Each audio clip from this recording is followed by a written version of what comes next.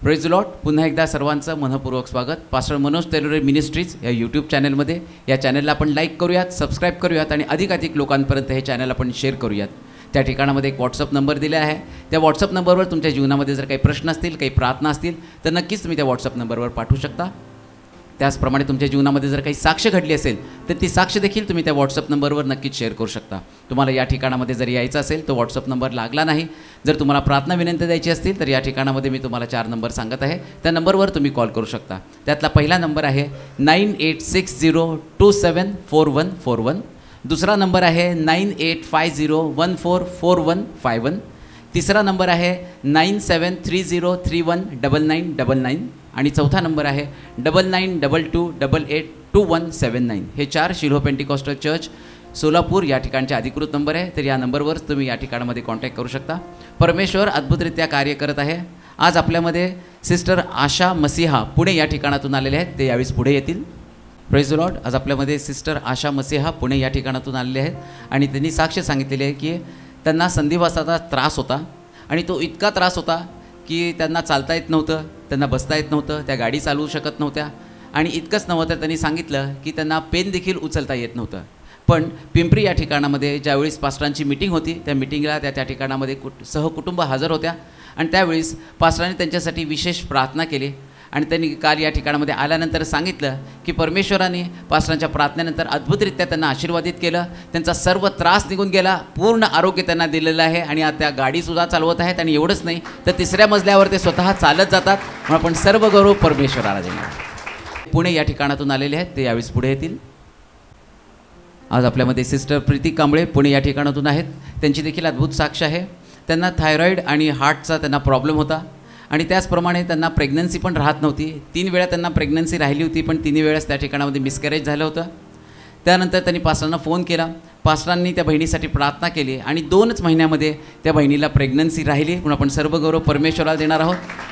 Pregnant डॉक्टरांकडे गेल्या त्यावेळेस त्या ठिकाणामध्ये त्यांची सोनोग्राफी करण्यात आली आणि सोनोग्राफीमध्ये डॉक्टरांनी सांगितलं की बाळाची वाढ पूर्ण झालेली नाही, कारण त्यांना थायरॉईडचा त्रास आहे, हार्टचा प्रॉब्लेम आहे, त्यामुळे बाळाची वाढ पूर्ण झालेली नाही. पुढच्या वेळेस आपण बघू काय करायचं ते. आणि पुन्हा एकदा त्यांनी पास्टरांना फोन लावला आणि पास्टरांनी त्या बहिणीसाठी त्या बाळासाठी प्रार्थना केली आणि ज्यावेळेस दुसऱ्या वेळेस ते गेले सोनोग्राफीचे रिपोर्ट्स सगळे उत्तमरित्या नॉर्मल आले. आपण सर्व गौरव परमेश्वराला देणार आहोत. त्यानंतर त्यांना डिलेवरीसाठी दवाखान्यामध्ये ॲडमिट करण्यात आलं आणि दवाखान्यामध्ये ॲडमिट केल्यानंतर त्यांची प्रकृती अजूनच बिघडली होती आणि डॉक्टरांनी सांगितलं होतं की त्यांना आतमध्ये तरी डिलेवरीसाठी आम्ही घेत आहोत पण त्या बाहेर येतील की नाही याची गॅरंटी नाही, आले तरीसुद्धा ICUमध्ये ठेवावं लागेल जर बाहेर आले तर, असे डॉक्टरांचे शब्द होते. आणि ते शब्द ऐकल्यानंतर त्या कुटुंबियांनी पुन्हा एकदा त्या ठिकाणातून पास्टरांना फोन केला आणि पास्टरांना सर्व परिस्थिती सांगितली आणि पास्टरांनी त्या बहिणीसाठी प्रार्थना केली आणि परमेश्वराने अद्भुत कार्य केले. डॉक्टरांचे सर्व शब्द त्याने रद्द केले आणि ती बहीण सुखरूप बाहेर आली. आणि एवढंच नाही तर डॉक्टरांनी सांगितलं की अशा कंडिशनमध्ये होणारं जे बाळ असतं ते एवढं नॉर्मल नसतं किंवा ॲक्टिव्ह नसतं, पण त्या डॉक्टरांनी साक्ष दिली की या बहिणीचं बाळ सुपर ॲक्टिव्ह आहे. म्हणून आपण सर्व गौरव परमेश्वराला देणार आहोत. एका बहिणींनी पास्टरांना फोन केला आणि सांगितलं की त्यांच्या बहिणीचं पॅनक्रियासचं ऑपरेशन आहे आणि डॉक्टरांनी त्यामध्ये मेटलची स्टेंट त्या ठिकाणामध्ये घालायची असं सांगितलं आणि ते खूप घाबरले होते. पास्टरांनी त्या बहिणीसाठी प्रार्थना केली आणि डॉक्टरांनी सांगितलं की आता मेटलची जी स्टेंट आहे ती टाकण्याची गरज नाही, तर आपण त्या ठिकाणामध्ये प्लॅस्टिकची स्टेंट टाकूयात. आणि परमेश्वराने ते ऑपरेशन पूर्णपणे सक्सेस केलं. ती बहीण आता पूर्ण बरी आहे, ICUमधनं बाहेर आलेली आणि तिला पूर्ण आरोग्य मिळालेलं आहे. म्हणून आपण सर्व गौरव परमेश्वराला देणार आहोत. आणि ही वेळ आहे परमेश्वराच्या वचनाची. एकदा आपल्या सर्वांचं स्वागत करतो, प्रभूला महिमा देतो. अनेक अद्भुत चमत्कार देव करत आहे. काल पुण्यावरून जी फॅमिली आली त्यांनी एक गोष्ट सांगितली, म्हणजे पास्टर एक संदेश आम्ही ऐकला आणि त्या संदेशामध्ये एका व्यक्तीने आपली जागा सोडली, भरतीमय. तो आपली जागा सोडतो आणि येशूकडे येतो आणि प्रभू त्याला दृष्टी देतो.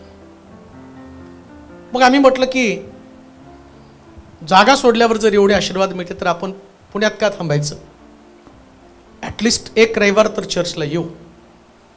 आणि येताना ते म्हटले की आम्ही पुष्कळ प्रश्न घेऊन आलो, पण जाताना आम्ही उत्तर घेऊन जाणार आहोत. 100% तसंच आहे. मला आठवतं की एक परिवार, एक सिस्टर सारख्या मला फोन करायच्या आणि ते सांगायचे की माझ्या मुलासाठी प्रार्थना करा. खोलीमध्ये स्वतःला बंद करून घेत आहे. पूर्वी चर्चला जायचा, प्रार्थना करायचा, परंतु आता तो डिप्रेशनमध्ये गेला. चर्च बंद केलं, प्रार्थना बंद केली. अतिशय निराश आहे. माझ्या मुलाची अवस्था बघून मला वाईट वाटतं की तरुण 19 वर्षाचा मुलगा, परंतु त्याची स्थिती पाहिल्यावरती असं वाटतं की याचं कसं होणार. तुम्ही त्याच्यासाठी प्रार्थना करा. मी म्हटलं 100% मी त्याच्यासाठी प्रार्थना करेल, पण माझी इच्छा आहे एकदा तुम्ही त्याला चर्चला घेऊन या. आणि मी खूप दिवस त्याच्यासाठी प्रार्थना करतो. जेव्हा ते सांगायचे तेव्हा त्यांच्यासाठी प्रार्थना करत होतो. परंतु कधी कधी देवाला वाटतं की यावं, आशीर्वाद घेऊन जावेत. देवाचं सानिध्य काय, देवाची समक्षता काय, किंवा मी नेमका काय, त्याची जाणीव लोकांना व्हावी. आणि मग येता येता बरेच दिवस झाले आणि एकदा ते निघाले. त्यांनी सांगितलं की आम्ही चर्चला येत आहोत आणि येण्यासाठी पुष्कळ अडखळणं. मग उशिरा ते चर्चला पोचले. संदेश चालवतात तेव्हा ते आले. मग त्यांच्यासाठी प्रार्थना केली. प्रार्थना करून तो मुलगा, त्याला पाहिलं मी, मला विश्वास पण वाटला नाही 19 वर्षाचा पोरगा आहे, कारण एकदम कसा तरी प्रौढ मॅच्युअर्ड दिसायला लागलेला होता. म्हटलं तुम्ही लवकर आला असता तर बरं झालं असतं. सगळं चर्च अटेंड करायला पाहिजे होतं त्याला, वर्षीपासून सगळं. म्हटलं नाही, ॲटलिस्ट आम्ही आलो, येणं गरजेचं होतं. आले, मग गेले. माझ्या मनामध्ये खंत होती की त्यांनी सुरुवातीपासून असायला पाहिजे. ते असते तर त्यांना आशीर्वाद मिळाले असते. त्याच्यानंतर मागच्या आठवड्यामध्ये 3-4 वेळा त्यांनी मला फोन केला. माझा फोन एंगेज लागत होता, कारण सारखे कॉल चालू असतात. मग परत कॉल करा म्हणून मी पण विसरून गेलो की दुसरा कॉल आला, तिसरा कॉल आला. मग मी काही त्यांना कॉल केला नाही. मग 4-5 दिवस त्यांनी ट्राय केल्यावरती एक दिवशी फोन लागला. पाळकसाहेब, साक्ष सांगायची होती म्हणून मी तुम्हाला कॉल करत होते, पण तुमचा कॉल सारखा एंगेज लागत होता. म्हटलं काय साक्ष? जेव्हा तुमच्या चर्चमधनं माझ्या मुलाला मी घरी घेऊन आले, दुसऱ्याच दिवशी तो शुद्धीवरती आला. तो प्रार्थना करू लागला, तो चर्चला जाऊ लागला. लक्षात ठेवा, देवाचं भवन ही साधी सुधी गोष्ट नाही. इथं देव त्याच्या लोकांची भेट घेत असतो, भेट घेतो. त्यानं त्या भवनाला विशेष प्रकारचं महत्व दिलेलं आहे. का माहिती का? तो म्हणतो की त्या मंदिराकडे तोंड करून माझे लोक माझ्या मंदिरामध्ये येऊन माझ्या नावानं प्रार्थना करेल आणि मी त्यांना उत्तर देईल.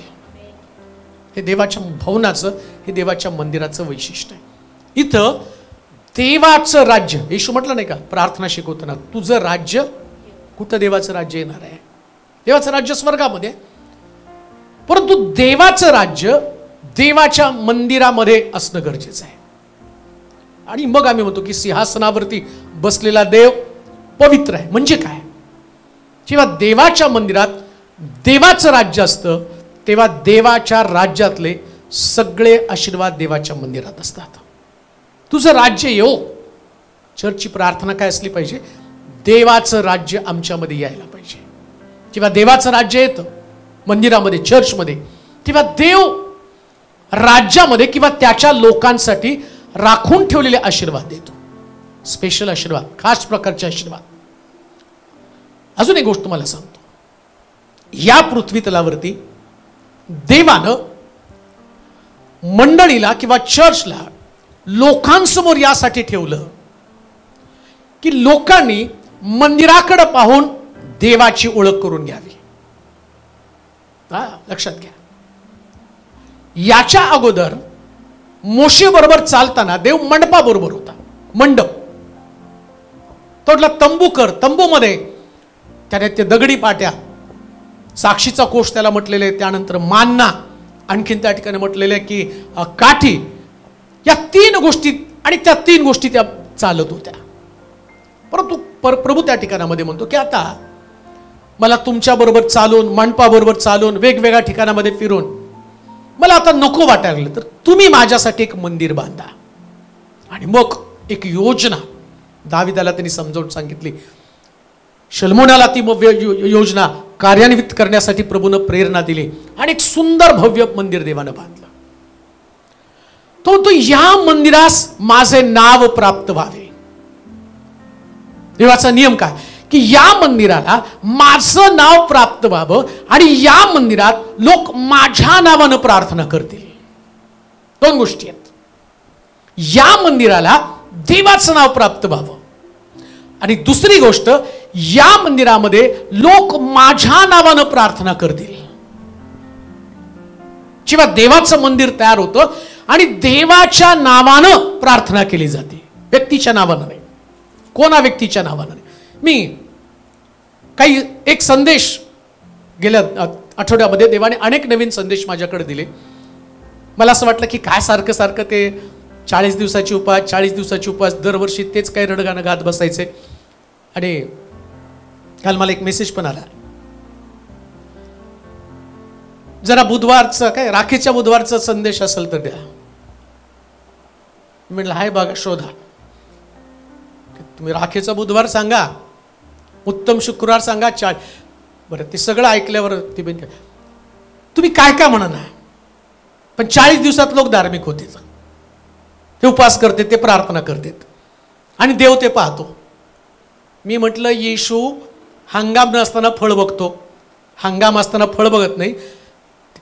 40 दिवसात येशू आला तर किती बरं होईल, लोक स्वर्गात उचलले जातील. येणारच नाही तो, काय डुप्लिकेट माल घेऊन जायला येईल. आता सगळे डुप्लिकेट वस्तू विकायला लागलेले आहेत. आता दारू नाही पिणार, दाढी वाढवणार, नख नाही कापणार, सगळा डुप्लिकेट माल. ओरिजिनल माल कधी सापडतो माहिती का, हे संपल्यावरती. तिथून खरी सुरुवात होती. मग मी त्याच्याकडे दुर्लक्षच केलं. म्हटलं जाऊ द्या, दरवर्षी तेच तेच संदेश द्यायचे नाही. पण देव मला तिकडंच घेऊन आला. बरं घेऊन आला कारण एक मीटिंग मला कोल्हापूरमध्ये या महिन्यामध्ये मीटिंग असेल, त्याच्यामध्ये येशू ख्रिस्ताचं दुःख सण. बरं ते मला टायटल काय देऊ त्यांनी एक टायटल दिलं. म्हटलं नको, ख्रिस्ताचं दुःख सण देऊन टाका. ऑलरेडी लोकांना टायटलवरच जास्त खेळ असतो नाही का, की काय टायटल आहे. मग ते आता त्यांना तुम्ही दुसरा काही संदेश दिला, अहो आत्ता 40 दिवसात दुःख सणाचे दिवस आहे, ते सोडून दुसरं तुम्ही काय सांगता, तुम्हाला ऐकायचं तर मी पण सांगायला तयार आहे. सांगतो मी तुम्हाला बिब्लिकल. खरं दुःख येशूला कोणतं झालं ते माहीत होणं गरजेचं आहे. 40 दिवसातलं दुःख, जे दुःख नाही त्याला क्रिएट केलं गेलेलं आहे. लोक म्हणतात हे दुःख सणाचे दिवस आहे. मुळामध्ये हे दुःख सणाचे दिवस नाहीच आहेत. मी बऱ्याच लोकांचे संदेश, आता पेंटिकॉस्टल लोकांनी पण त्याच्यावरती कसे उपास करावेत, त्यांनी काय केलं, शेवटी जाऊ द्या ना, मागतेत लोक तर देऊन टाका, करताय उपास तर कसे करायचे. त्याने त्या उपासाला ते लोक सांगितले 40 दिवसाचे उपास कसे करावे, 40 दिवसाचे उपास कसे. लक्षात घ्या, उपासानं कोणी धार्मिक नीतिमान ठरू शकत नाही. मुळामध्ये बायबलमध्ये उपासाची पद्धत काय सांगितली, जेव्हा तू उपास करतो तो लोकांना दिसू नये, कळू नये, ही उपासाची पद्धत आहे. बरं, जे नीती नियम सुरुवातीच्या काळात देवानं लोकांना दिलेले होते, त्याचा उद्देश काय होता माहिती का, या उपवासाच्या द्वारे त्यांच्या हृदयाची, अंतःकरणाची आणि शरीराची शुद्धी व्हावी. उपासाचा हेतू होता.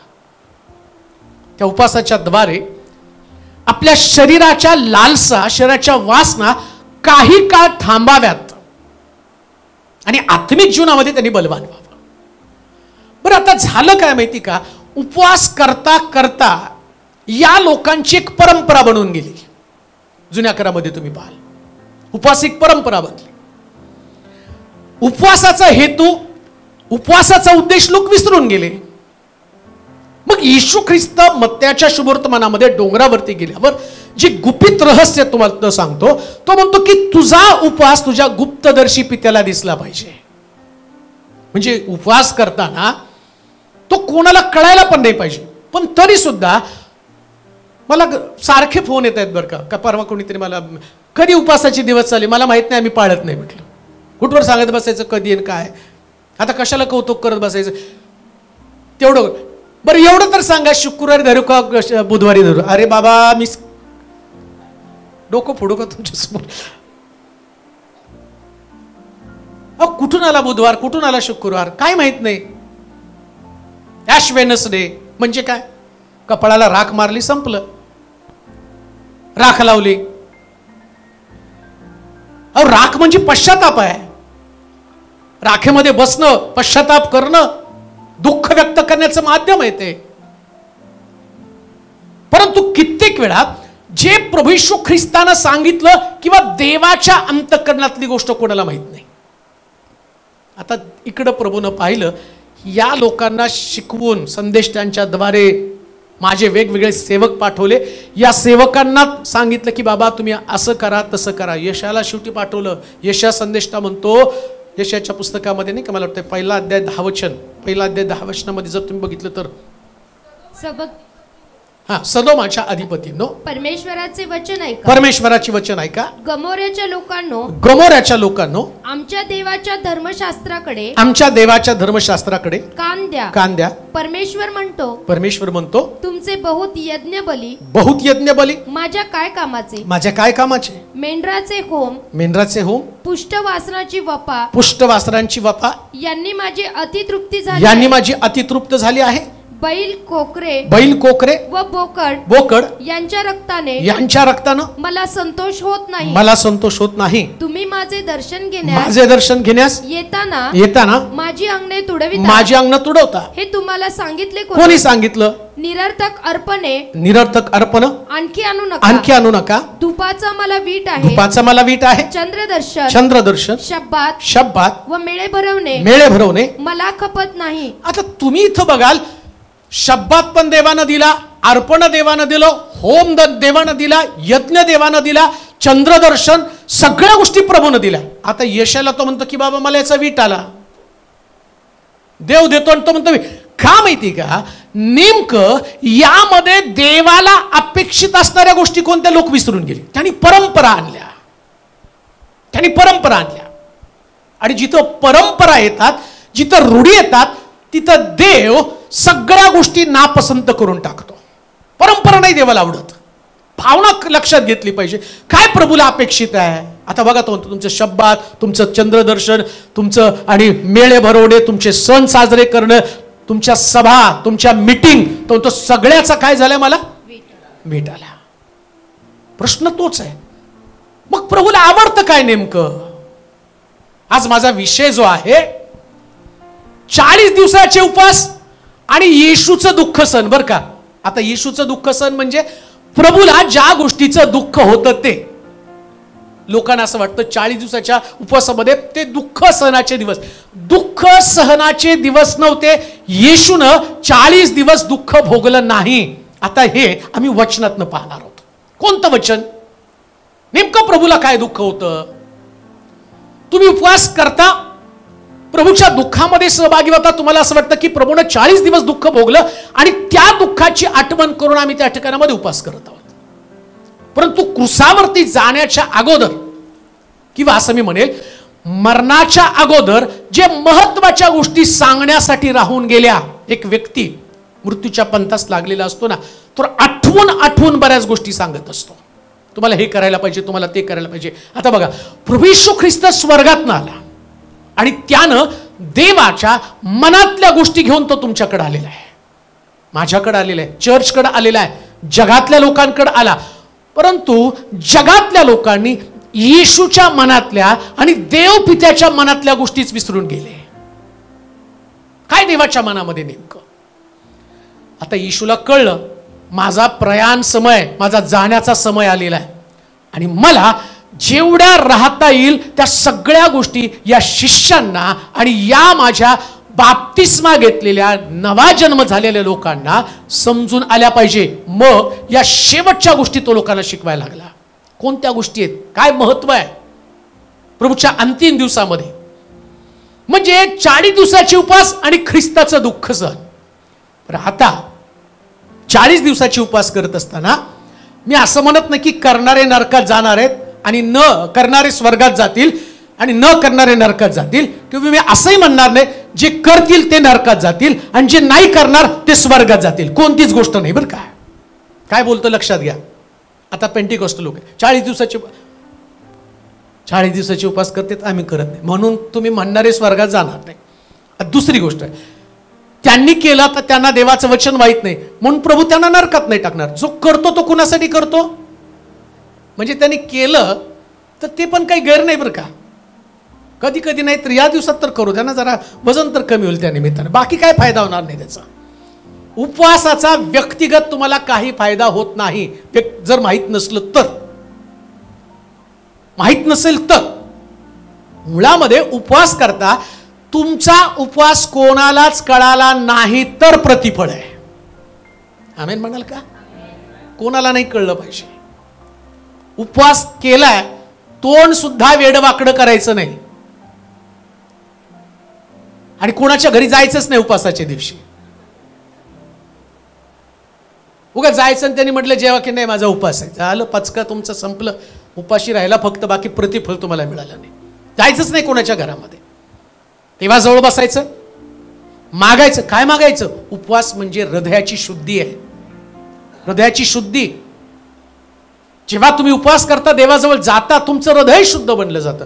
दानियेलानं उपवास केला तर त्याच्यामध्ये असं म्हटलं माझं पाप, माझ्या घराचं पाप, माझ्या राष्ट्राचं पाप. दानियल उपवास करत होता त्या स्वतःचं पाप, स्वतःच्या घराण्याचं पाप, राष्ट्राच्या पापाच्या शुद्धीकरणासाठी त्यानं प्रार्थना केली. ही उपवासाची ताकद आहे. आता मला त्याच्यामध्ये जास्त वेळ घालवायचा नाही, परंतु प्रभू येशू ख्रिस्तानं यरूशलेमेत प्रवेश करण्यापूर्वी लुकाचं शुभवर्तमान 18वा अध्याय 18 ते 30 वचनं वाचणार आहोत. लुकाचं शुभवर्तमान 18वा अध्याय आणि त्याची 18 पासून 30 पर्यंतची वचनं. यरूशलेमेत प्रवेश करण्यापूर्वी येशू ख्रिस्तानं शिष्यांना बऱ्याच गोष्टी सांगितल्या. खरं ख्रिस्ताला दुःख कोणतं होतं आणि येशू ख्रिस्त जे दुःख त्यानं सहन केलं किंवा त्याला कोणत्या गोष्टीचं दुःख होतं ते आपण पाहणार आहोत. लुकाचं शुभवर्तमान 18वा अध्याय 18 पासून 30 पर्यंतची वचनं. शाश्वत जीवन व धनाची अडकाठी कोणा एका अधिकाऱ्यानं त्याला विचारलं अहो उत्तम गुरुजी काय केल्याने मला सार्वकालिक जीवन हे वतन मिळेल. येशू त्याला म्हणाला मला उत्तम का म्हणतो. एका वाचून म्हणजे देवा वाचून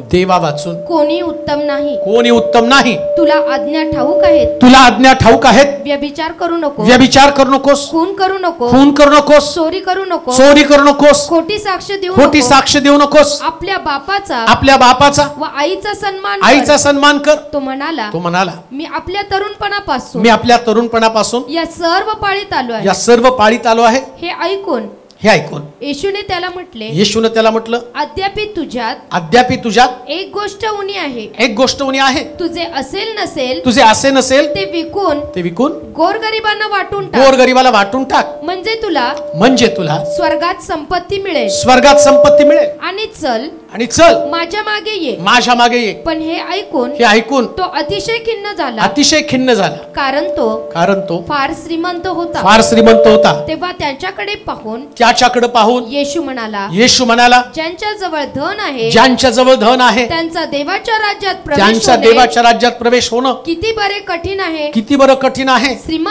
श्रीमंतानं देवाच्या राज्यात प्रवेश करणे यापेक्षा उंटाने सुईच्या नाकातून जाणं सोपे आहे. ज्यांनी ते ऐकलं ते म्हणाले तर मग कोणाचे तारण होणे शक्य आहे. तो म्हणाला ज्या गोष्टी माणसांना अशक्य त्या देवाला शक्य आहे. तेव्हा पेत्र म्हणाला पहा आम्ही आपलं घरदार सोडून तुम्हाला अनुसरलो आहोत. त्याने त्याला म्हटलं मी तुम्हाला खचित सांगतो देवाच्या राज्याकरिता ज्याने आपलं घर बायको भाऊ आई बाप किंवा मुले बाळे सोडली आहे त्याला या काळी पुष्कळपटीने व येणाऱ्या युगात सार्वकालिक जीवन मिळणार नाही असा कोणी नाही. आता तुम्ही म्हणाल याचा काय संबंध आहे. 40 दिवसामध्ये लोक ज्या गोष्टीचा विचार करत आहे आणि प्रभू येशू ख्रिस्त या पृथ्वी तलावरती त्याच्या येण्याचा उद्देश समजावून सांगत आहे। यशाच्या पुस्तकामध्ये आम्ही वाचलं, जी कर्मकांड, ज्या गोष्टी लोक वर्षानुवर्ष करत आल्या होत्या, परंतु यशा संदेष्टाला देवानं प्रगट केलं, अरे याचं मला वीट आलेलं आहे। ही ट्रेडिशन, ही परंपरा, तुम्ही यज्ञ करता, तुम्ही शब्दात पाळता, चंद्रदर्शन घेता, धूप मला सादर करता, तो या सगळ्यांची आता मला एकदम घृणा, तिरस्कार, दुसऱ्या भाषेमध्ये तो म्हणतो या गोष्टीची आता मला ओकार यायला लागलेली, कंटाळा आला या गोष्टी बघून। आता प्रभू येशू ख्रिस्त 19व्या अध्यायामध्ये, जर तुम्ही 19व्या अध्यायात गेला तर तुम्हाला तिथं कळेल की त्यानं गाढवीच्या शिंगरावरती बसून यरुशलेमेत प्रवेश केला। म्हणजे 18 अध्याय प्रभू येशू ख्रिस्ताचं तो आता मरणार किंवा धरून दिला जाणार आहे आणि मग तो मरणार आहे हे सगळं त्याला माहिती आहे। आणि सगळं माहित असताना मनातल्या गोष्टी तो सांगत आहे कोणाला? अधिकारी एक येशूकडे आला आणि अधिकाऱ्यानं विचारलेला प्रश्न अतिशय चांगला होता, आणि तो प्रश्न की त्याला सार्वकालिक जीवन म्हणजे स्वर्ग मिळाला पाहिजे। मी तुम्हाला तीच गोष्ट सांगत आहे, जी उपास आम्ही करतो, जी धार्मिकता आम्ही साठवतो, ही धार्मिकता आम्हाला खरंच स्वर्ग राज्य मिळवून देणार आहे का? आणि येशूच्या मनामध्ये उपवास करण्यापेक्षा स्वर्ग राज्य मिळवणं प्रत्येक व्यक्तीसाठी महत्वाचं आहे। आणि ती गोष्ट करताना काही गोष्टी त्यानं त्या तरुणाच्या माध्यमातनं, या अधिकाऱ्याच्या माध्यमातनं मला समजावून सांगितलेल्या आहेत, जे आम्ही आत्मिक जीवन जगताना आमच्यामध्ये काहीतरी उणपण आहे। बघा, तुम्ही हे सगळं करत असताना बघा, 12 शिष्य येशूचे बरं का, त्या काळात ते 12च्या 12 जवळ होते। आता या शिष्यांनी ऐकलं, येशू म्हटला मी देवाचं राज्य स्थापित करण्यासाठी आलो, माझ्या मागे या, मी तुम्हाला माणसं धरणारा करेल, मासे धरणारं, आणि तुम्ही आता काम का सोडा। हे सगळे निघाले। आता येशूचा शेवटचा उपदेश ऐकला बरं का, हा शेवटचा उपदेश आहे त्याचा। आता शेवटचा उपदेश ऐकल्यावर पेत्राला मोठा प्रश्न पडला, पेत्र पेचत पडला। काय म्हटला पेत्र? खरदर? काय पेत्र म्हटलं? पहा, घरदार सोडून तुम्हाला अनुसरलो आहोत। काय असं म्हटलं होतं? तो म्हटलं उंटाला सुईच्या नाकात प्रवेश करता येईल, पण श्रीमंताचा प्रवेश स्वर्गाच्या राज्यात। तो म्हटलं मग हे कसलं कठीण आहे? पेत्राला वाटलं उगाच 3.5 वर्ष वाया घालवली, घरदार सोडलं, सगळं सोडलं, आत्ता शेवटी मरताना सांगतो स्वर्गामध्ये जाणं एवढं कठीण आहे। मग तो म्हटलं हे सगळं तुझ्यासाठी सोडलं। उत्तर फार सुंदर दिलं त्याने येशूनं, माझ्यासाठी तुम्ही सगळं सोडलं, तुम्हाला सगळं दुप्पट मिळेल बरं का। काय दुप्पट मिळेल? संपत्ती, बायको नाही बरं का दुप्पट। तो सगळं सोडलं तर काय मिळेल तुला? पुष्कळ पटीनं परत मिळेल। संपत्ती सोडली तुला जास्त मिळेल, असं नाही म्हटलं तो तुम्हाला स्वर्ग राज्य मिळेल बरं का। स्वर्ग, जे प्रभूच्या मार्गामध्ये चालताना तुम्ही सगळं सोडलं, देव तुम्हाला सोडल्याबद्दल दुप्पट देणार आहे। पण स्वर्ग राज्य मिळण्यासाठी जी गोष्ट तुम्हाला करायला पाहिजे ती गोष्ट तो तुम्हाला समजावून सांगतो। काय गोष्ट समजावून सांगत आहे? काही बेसिक प्रिन्सिपल देवानं त्यात सांगितलेले आहे, आणि या बेसिक प्रिन्सिपलकडे लोकांचं लक्ष नाही। काय म्हटलं? वाचा बरं आता ते 18 अध्याय 18 आणि 19 वचन वाचा। कोण्या एका अधिकाऱ्यानं त्याला विचारलं, अहो उत्तम गुरुजी, काय केल्यानं मला सार्वकालिक जीवन हे वतन मिळेल? येशू त्याला म्हणाला। आता बघा काय संभाषण आहे, असंच वाचायचं नसतं कुठलंच वचन। असं जर तुम्ही वाचलं तर तुमचं कधीच तारण तुमच्या लक्षात येणार नाही। प्रभूच्या मनातली गोष्ट, प्रभू काय अपेक्षित करत आहे। बरं, येशू ख्रिस्त आता त्याला एक साधारण संभाषण म्हणून त्याच्याकडे तुम्ही बघा, काय त्याने चुकीचं बोललं। येशूकडे आला आणि त्याला म्हटलं उत्तम गुरुजी। आता उत्तम गुरुजी म्हटल्यानंतर प्रभू येशू ख्रिस्त खरंच उत्तम होता, त्याच्यामध्ये कुठल्या कमतरता नव्हत्या। आणि प्रभू येशू ख्रिस्ताला तो मनुष्य म्हणत आहे, तो अधिकारी म्हणत आहे तुम्ही उत्तम गुरुजी आहात। परंतु प्रभू येशू ख्रिस्त स्वर्ग राज्याच्या गोष्टी संबंधानं बोलताना काय त्यानं बोललं ते ध्यानात घ्या। येशू त्याला म्हणाला, मला उत्तम का म्हणतो? एका वाचून म्हणजे देवा वाचून कोणी उत्तम नाही। बघा, उत्तम काय? उत्तम उपास करणारा उत्तम नाही। आम्ही सगळ्याला म्हणतो तो किती कोणी त्यांनी 40 दिवस केले, मग काय म्हणतात? नाही, आपल्याला एवढं होत नाही बरं का, आम्ही बुधवार किंवा शुक्रवार करतो। आणि काही लोक त्याच्यामध्ये म्हणतात आपल्याला तर बुधवार बी जमत नाही, एक शुक्रवार करतो। आणि आपल्या सोलापूरचे लोक ज्यांना बुधवारी सुट्टी असते, मला वाटते त्याच्यासाठीच बुधवार शुक्रवार धरलेत का, कुठली तरी एक सुट्टी ॲडजस्ट व्हावी नाही का. मग आम्हाला बुधवारी जमतं, आम्ही बुधवारी करतो. बेस लक्षात घ्या, प्रभूला काय अपेक्षित आहे लक्षात घ्या. त्या तरुणानं पहिली गोष्ट, पहिला मुद्दा काय म्हटला, येशू ख्रिस्ताला उत्तम म्हटला. मग प्रभू येशू ख्रिस्त स्वतःला उत्तम का म्हणून घेत नाही, का उत्तम म्हणून घेत नाही. बरोबर ना. ते फेसबुकला एक व्हिडिओ टाकला होता आणि मग त्या व्हिडिओमध्ये टायटल होतं की नाना पाटेकरला सुद्धा प्रभू येशू ख्रिस्ताची ओळख पटली. म्हटलं काय बघाव तरी हा माणूस काय म्हणतोय तो. आणि मग नाना पाटेकरचा तो व्हिडिओ मी पाहिला. तो म्हटलं येशू ख्रिस्त या पृथ्वीतलावर होता, तो देव नव्हता, तो माणूस होता. पण जेव्हा प्रभू येशू ख्रिस्त त्या क्रुसावरती असताना एक वाक्य तो बोलला, हे बापा यांना क्षमा कर, हे काय करतात ते कळत नाही. एका वाक्यानं देवाचं, मनुष्याचं रूपांतर देवामध्ये झालं. का तर तो म्हणतो या व्यक्तीनं मांडलेला जगातला सिद्धांत हा कोणीच मांडू शकला नाही आणि तो येशूनं मांडला. बायबल माहित नाही बरं का त्या माणसाला, पण त्यानं बायबल मधला तो गाभा सांगितला की तो उत्तम का ठरला. आता प्रभू येशू ख्रिस्त इथं स्वतःला उत्तम का म्हणू देत नाही, त्याचं कारण मी तुम्हाला सांगतो. तो की उत्तम मी नाही, देवाशिवाय कोणी उत्तम नाही. स्वर्ग राज्यात जायचंय तर या पृथ्वी तलावर कोणा व्यक्तीला श्रेष्ठत्व द्यायचं नसतंय, हे ख्रिस्तानं समजावून सांगितलं. कोणा व्यक्तीला श्रेष्ठत्व द्यायचं नाही. जेव्हा व्यक्ती श्रेष्ठ होतात तेव्हा देवाच्या मनातली गोष्ट तुमच्या लक्षामध्ये आलेली नसते. येशू ख्रिस्तानं देवपणाचं मोठपण कधी सुद्धा स्वतःकडे घेतलं नाही. तुम्ही याचा काय संबंध आहे, याचा संबंध आहे. प्रभू येशू ख्रिस्ताला तो गुरुजी म्हणत आहे. आणि आज जर तुम्ही बघितलं मंडळांमध्ये, चर्चेसमध्ये आणि व्यक्तिगत जीवनामध्ये, एक सेवक या नात्यानं मी अनेक ठिकाणामध्ये फिरतो, अनेक मंडळांमध्ये जातो आणि अनेक मंडळांमध्ये आज उपवास चालू आहेत, सगळ्या गोष्टी चालू आहेत. त्यांच्या अंतःकरणामधली भावना पण स्वच्छ आहे. ते या दिवसात स्वतःला पवित्र करण्याचा प्रयत्न करतात. हे एकदम छान गोष्ट आहे, करायलाच पाहिजे पवित्र. वचनाचं शिक्षण घ्यायला पाहिजे, वचनाच्या शिक्षणाची गरज आहे. ते शिक्षण कधी नाही पण 40 दिवसामध्ये लोक शास्त्र वाचतात, चर्चेसमध्ये एकत्र येऊन ते प्रार्थना करतात. पण शिक्षण घेतो काय आम्ही नेमकं, कोणतं शिक्षण घेत आहोत हाही मोठा प्रश्न आहे ना. काय शिक्षण आम्हाला आवश्यक आहे, जे प्रभू येशू ख्रिस्तानं क्रुसावर जाण्याच्या अगोदर, यरुशलेमेत प्रवेश करण्याच्या अगोदर, गाढवीच्या शिंगरावरती बसण्याच्या अगोदर, 19व्या अध्यायात गाढवीच्या शिंगरावरती बसून त्यानं यरुशलेमेत प्रवेश केला. आता जाता जाता महत्वाच्या इम्पॉर्टंट गोष्टी ज्या स्वर्गाकडे तुम्हाला नेणार आहे आणि त्या गोष्टीविषयी सांगताना तो म्हणतो देवाशिवाय कोणी उत्तम नाही. ही गोष्ट लक्षात ठेवा. कितीही मोठा सेवक असला तरी तो देवापेक्षा कधीच मोठा होऊ शकत नाही. ही गोष्ट प्रत्येकानं ध्यानात घेतली पाहिजे. स्वर्ग राज्यात जायचंय, मग तुम्हाला कोणाला मोठं करायचंय, देवाला मोठं. त्या तरुणाचा प्रश्न आहे, मला स्वर्गात जायचं म्हणून मी काय केलं पाहिजे.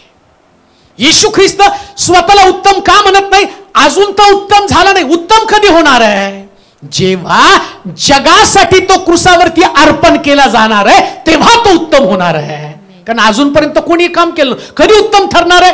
तो आता सामान्य मनुष्य, तो प्रीचिंग करतो, तो लोक बरे करतो, हे सामान्य काम आहे. जो माझ्यावरती विश्वास ठेवतो, येशू म्हटलं नाही का, जो माझ्यावरती विश्वास ठेवतो तो माझ्यापेक्षा मोठं काम करेल. ऐकावर का नीट, उत्तम काम म्हणू देत नाही. आता बघा, तो माझ्यावरती विश्वास ठेवणारा माझ्यापेक्षा मोठं काम करेल. मग तो म्हटला तुम्ही विश्वासणारे प्राणघातक पदार्थ पिले तरी त्याला बातणार नाही, सापाला तुडवत तुम्ही चालताल, भूत काढताल, सगळं करताल. येशूने हे सगळं सांगितलं.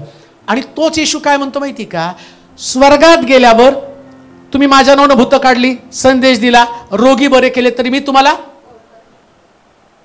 विश्वास ठेवला, ते म्हणजे तुम्ही उत्तम आहात म्हणून ते काम घडत नाही, जे येशूनं काम केलं. मग उत्तम काय, मेलेल्यातनं जिवंत होणं हे उत्तम आहे. आणि तो देवाला उत्तम का म्हणतो, येशू ख्रिस्त क्रुसावरती जाऊन मरणार आहे, मग अजून कसा तो उत्तम होणार आहे. उत्तम होण्याची प्रोसेस आहे. उत्तम होण्याची प्रोसेस कोणती, आता तो मरणार आणि मरणातनं बाहेर येणार, ही उत्तमपणाची प्रोसेस. देव उत्तम काय? देव मरू शकत नाही म्हणून तो उत्तम आहे. म्हणून येशू काय सांगतो? आत्ताच मला उत्तम म्हणू नकोस, आत्ताच मला उत्तम म्हणू नको. म्हणून एक गोष्ट ध्यानात ठेवा, एक वचन वाचेल म्हणजे तुम्हाला समजेल. मार्काचं शुभवर्तमान 12 अध्याय 38 ते 40 वचन. काय सुंदर आहे बायबल, तुम्हाला कळेल बघा. येशू एक एक गोष्ट सांगताना किती परफेक्ट सांगत आहे.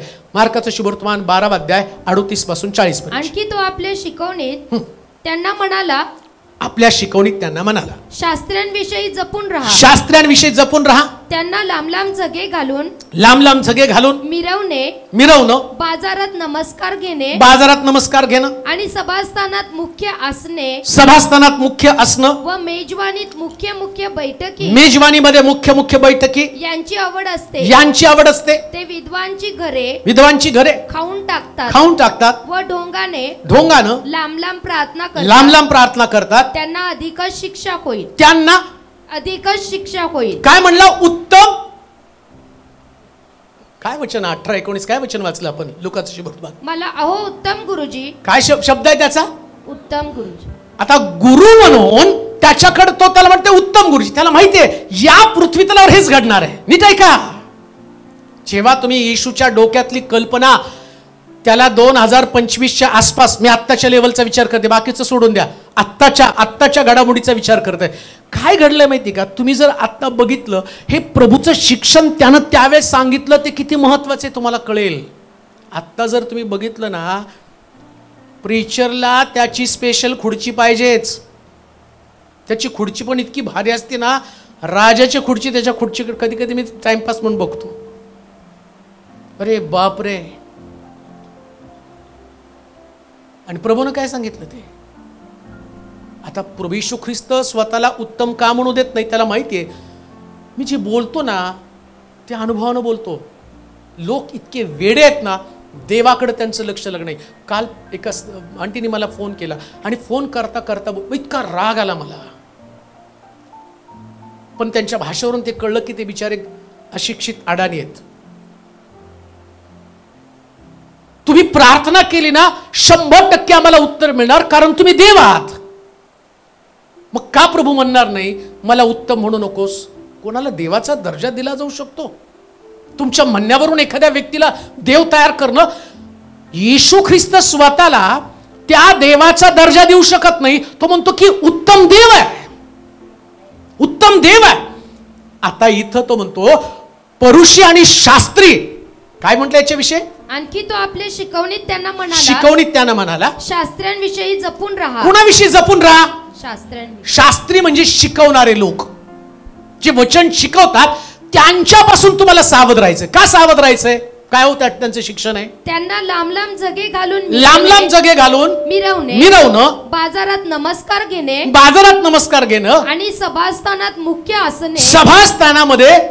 आसन. पहा, या दिवसामध्ये जे प्रभूचं शिक्षण, स्वर्ग राज्यामध्ये जाण्यासाठी पहिल्यांदा तुम्हाला स्वतःला घटवणं फार गरजेचं आहे.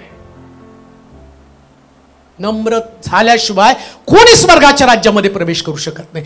जेव्हा तुम्ही घटले जाता तेव्हा देव उंच केला जातो. देवाला उंच करण्याचं माध्यम कोणतं?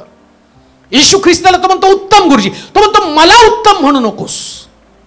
तुमच्या डोक्यामध्ये कोणताच हिरो असता कामा नये. आमचा खरा हिरो फक्त प्रभू येशू ख्रिस्तच आहे. त्याच्याशिवाय कोणी नाही. कोणी त्याच्याशिवाय इम्पॉर्टंट असू शकत नाही. कोणी त्याच्याशिवाय महत्वाचं असू शकत नाही. मला आठवतं की एक फार मोठी सभा आपण मागच्या दिवसामध्ये भरवली होती. आणि मग आता तुमच्या लक्षात पण आहे, मग ते मोठे प्रीचर आपल्याकडे आले. मोठी प्रीचिंग आपण केली. मग तो प्रीचर सुरुवातीला जेव्हा ती सभा झाली तर ते प्रीचर आपल्याकडं त्या मीटिंगच्या वेळेस काही प्रोग्राम होते, त्या खुर्च्या नव्हत्या. मग त्यांनी बोलवलं, मला रागवले. मला बोलवलं तर तुम्हाला लोकांना बसायला खुर्च्या पण तुम्हाला, त्याला मग कशाला मला बोलवलं? बरंच रागवलं. इतकं राग. त्याला असं वाटलं की एकदम गरीब आहे. पण मला माहित होतं की सेवकाला कशा पद्धतीनं हँडल करायचं. मग सगळं झाल्यावरती पैसे जमा केले, असं नोटांचा बंडल नेला आणि त्यांच्याकडे दिला. एवढे खुश झाले. आणि मग ज्या एका व्यक्तीला सांगितलं, त्यांना सांग माझ्याबरोबर प्रवास कर, माझ्या शेजारी बस. मी नाही गेलो बसायला, कारण मी फॅन प्रीचरचा नव्हतो, मी फॅन अजूनपर्यंत फक्त त्याचाच आहे. कोणा व्यक्तीला मी कधी महत्वाचं स्थान दिलं नाही. मला माहितीये सर्वोच्च जागेवरती फक्त माझा देवच असणार आहे. स्वर्ग राज्यासाठी आवश्यक गोष्ट आहे. बरं, एक क्रुसावर जाण्याच्या अगोदर येशू सांगतो बरं का, महत्वाची गोष्ट कोणती, की तुम्हाला तुमचं स्थान महत्वाचं आहे का, आसना संबंधाने बोलत आहे. म्हणजे उपवास करण्याच्या अगोदर, उपवास करण्यापेक्षा कोणती गोष्ट, स्वतःला घटवणं. उपवासानं तुम्ही प्रौढी मिरवतात, तुम्ही गर्विष्ठ बनतात, घटवता कुठं स्वतःला. आता उपवास संपू द्या, परत सेक्रेटरी आले त्यांना खुर्ची द्या, वडील आले त्यांना खुर्ची द्या, पाळक आले त्यांना खुर्ची द्या, द्या खुर्ची, म्हणजे खाली बसवतो. म्हणजे मला, मी बसतो बरं का कुठं पण, मी पंक्तीला पण सामान्य मी असं कधीच ते करत नाही. मला माहिती आहे की जागा फक्त देवाचीच आहे आणि हे मी मरेपर्यंत असंच जगणार आहे. कारण ज्या दिवशी हा अहंकार येईल ना, त्या दिवशी मी लोकांमध्ये मोठी जागा मिळवेल, पण स्वर्गामध्ये मला जागा नाही मिळू शकत. हे स्वर्ग जो आहे ना, तो स्वर्ग हे तुमच्या प्रॅक्टिकल जीवनावरती अवलंबून आहे. आणि प्रभू येशू ख्रिस्त आता स्वर्गात आला आणि स्वर्गात चालला. बघा, तो शास्त्री परुषी जी शिकवणारे लोक आहेत, शिकवणाऱ्या लोकांमध्येच अहंकार आला. कुणाचं सांगतोय तो, कोणाविषयी बोलतोय तो, शास्त्री आणि परुषांविषयी, धार्मिक लोकांविषयी बोलतो. का, कारण या धार्मिक लोकांमध्ये आलेला अहंकार आता तो उपवासा संबंधाने बोलत आहे. आणि उपवासा परत वाचा 18 अध्याय 18 आणि 19 वचन, लुकाचं शुभवर्तमान. कोणा एका अधिकाऱ्याने त्याला विचारलं, अहो उत्तम गुरुजी, काय केल्यानं मला सार्वकालिक जीवन हे वतन मिळेल. येशू त्याला म्हणाला, मला उत्तम. सार्वकालिक जीवनातलं पहिलंच अडखण तो म्हटला उत्तम म्हटला. कोणता अडखण? उत्तम का म्हटला? म्हणून लक्षात ठेवा, कोणाला सुद्धा कौतुक करताना देवापेक्षा मोठं होऊन कौतुक करूच नका. आम्ही कधी पैसे द्यायचे असले, बरं झालं देवासारखी तुमची वाट बघतो, स्वर्ग गेला हो, देवासारखी वाट बघत होतो. तुमच्या रूपानं देवच धावत आला, तुमच्या रूपानं हेच धावत आला. देव आहे आणि तुम्ही मानव आहात, हे कायम लक्षात ठेवा. म्हणून जेव्हा तुम्ही देवाचा विचार करता, देवाचा दर्जा कोणा व्यक्तीला कधीच देऊ नका. देव उत्तम आहे. येशूने स्वतःला पण उत्तम म्हणून घेतलं नाही. म्हणून स्वतःकडे पाहताना पौलाची जी भावना आहे, तो म्हणतो जगातला सगळ्यात मोठा पापी कोण? तुम्ही स्वर्गात पोहोचणार कसा? तुम्ही तुमच्याकडे पाहताना सगळ्यात मोठ्या पाप्याचा दर्जा स्वतःला द्या. सगळ्यात मोठा पापी मी आहे, जगामधलं सगळ्यात मोठं पापाचं केंद्र माझ्यामध्ये.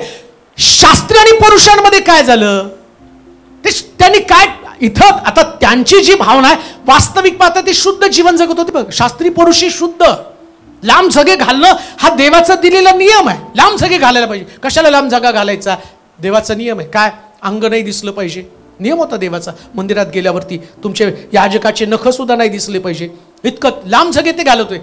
आता लांब झगे घालून, आता सगळंच तुम्हाला सांगत बसलो तर पण सांगणं पण तेवढं गरजेचं आहे. तो म्हटलं झगा घाला, मग एफोद घाला, गुडघ्यापर्यंत येईल.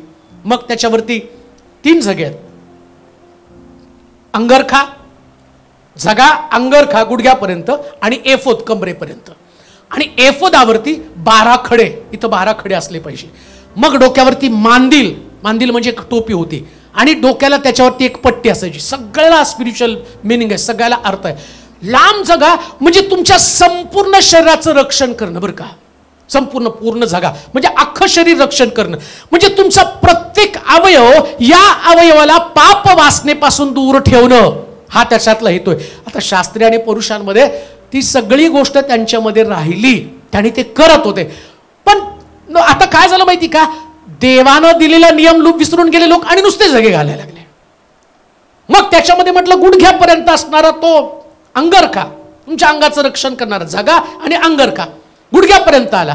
तर गुडघ्यापर्यंत आल्यानंतर या ठिकाणामध्ये तुमच्या छातीपासून अगदी मानेपासून गुडघ्यापर्यंत हा जो असणारा तुमचा झगा, तो तुम्हाला धार्मिकतेची वरची पातळी, म्हणजे तुम्ही नुसतं पायापर्यंत तुम्हाला झाकलं, पण तो गुडघ्याची आठवण करून देतो तुम्हाला की तुम्ही वेगळे लोक आहात, की जो झगा घातल्यानंतर तो झगा एक वेगळेपणाचं वैशिष्ट्य, दाखवतो तुमच्या गुडघ्याचं आणि तुमच्या गुडघ्यावरती फोकस करतो, तुमचे गुडघे दाखवतो आणि त्या गुडघ्यांवरती तो दाखवतो की तुम्ही निवडलेले लोक आहात, तुम्ही याजक आहात, तुम्हाला देवाची सेवा करायची आणि ती सेवा करत असताना परमेश्वरासमोर गुडघे टेकावे लागणार आहे, परमेश्वरासमोर स्वतःला नम्र करावं लागणार आहे. गुडघे टेकणं म्हणजे नम्रता. आता याजक लोकांनी ते असणारे झगे घातले पण त्यांच्यातली नम्रता गेली आणि म्हणून तो काय म्हणतो, त्यांच्यासारखे लांब झगे त्यांनी घालून सभास्थानामध्ये आणि चौकामध्ये लोकांकडनं सलाम करून घेतात, मोठी मोठी आसनं ते मांडतात. म्हणजे देवाला लोकांनी महिमा देऊ अथवा न देऊ पण त्यांनी आम्हाला महिमा दिली पाहिजे, हा जो उद्देश आहे. येशू ख्रिस्त क्रूसावर जाण्याच्या अगोदर म्हणतो, बाबांनो तुम्हाला लोकांनी चांगलं म्हणो अथवा न म्हणो याच्या पाठीस लागू नका, पण लोकांनी देवाला उंच करावं याच्या पाठीस तुम्ही लागा. हे शिक्षण तो देत्या मरण्याच्या अगोदर. शास्त्री आणि परुषी यांच्यासारखं तुमच्याकडे असू नये त्या ठिकाणामध्ये म्हणा. आता ते झालं. आता उरपट हा कमरेपर्यंत एक जागा असतो, त्याला उरपट म्हटलेला आहे. 3 जागे, गुडघ्यापर्यंत, कमरेपर्यंत आणि याच्यावरती एक पट्टी असते. हा कमरेपर्यंतचा जागा, याचा अर्थ काय हो, सर्व रक्षणीय वस्तूपेक्षा आपल्या हृदयाचं विशेष रक्षण कर. मग तुम्हाला ते 12 खडे जर प्रभूनं कधी ते शिकवलं ना, हे 3 झग्याचे अर्थ, बायबल स्टडी जर आपला चालू झाला तर त्या 3 झग्याचे अर्थ आणि त्या 12 खड्याचे अर्थ तुम्हाला अशा पद्धतीने समजावून सांगल, तुमच्या पायाखालची जमीन सरकेल. इतकं गहन रहस्य त्याच्यामध्ये की त्याच्यात तुम्हाला कळेल, अरे प्रत्येक खडा तुम्हाला चॅलेंज करतो, आव्हान करतो आणि त्या खड्यात तुम्हाला कळतं की तुमचा स्वभाव कसा आहे, की त्या खड्यामध्ये तुम्हाला ते निवडलेले 12 वंश 12 प्रेषित हे कशा पद्धतीने तुम्हाला शिक्षण देतात, हे सगळं त्याच्यामध्ये लपलेलं आहे. मला त्याच्यामध्ये जायचं नाही, परंतु त्याच्यातला भाव लक्षात घ्या, काय प्रभूला शिकवायचं होतं. आता लोकांनी काय केलं, याजकानं हे 3 जगे घातले आणि ते मिरवायला लागले.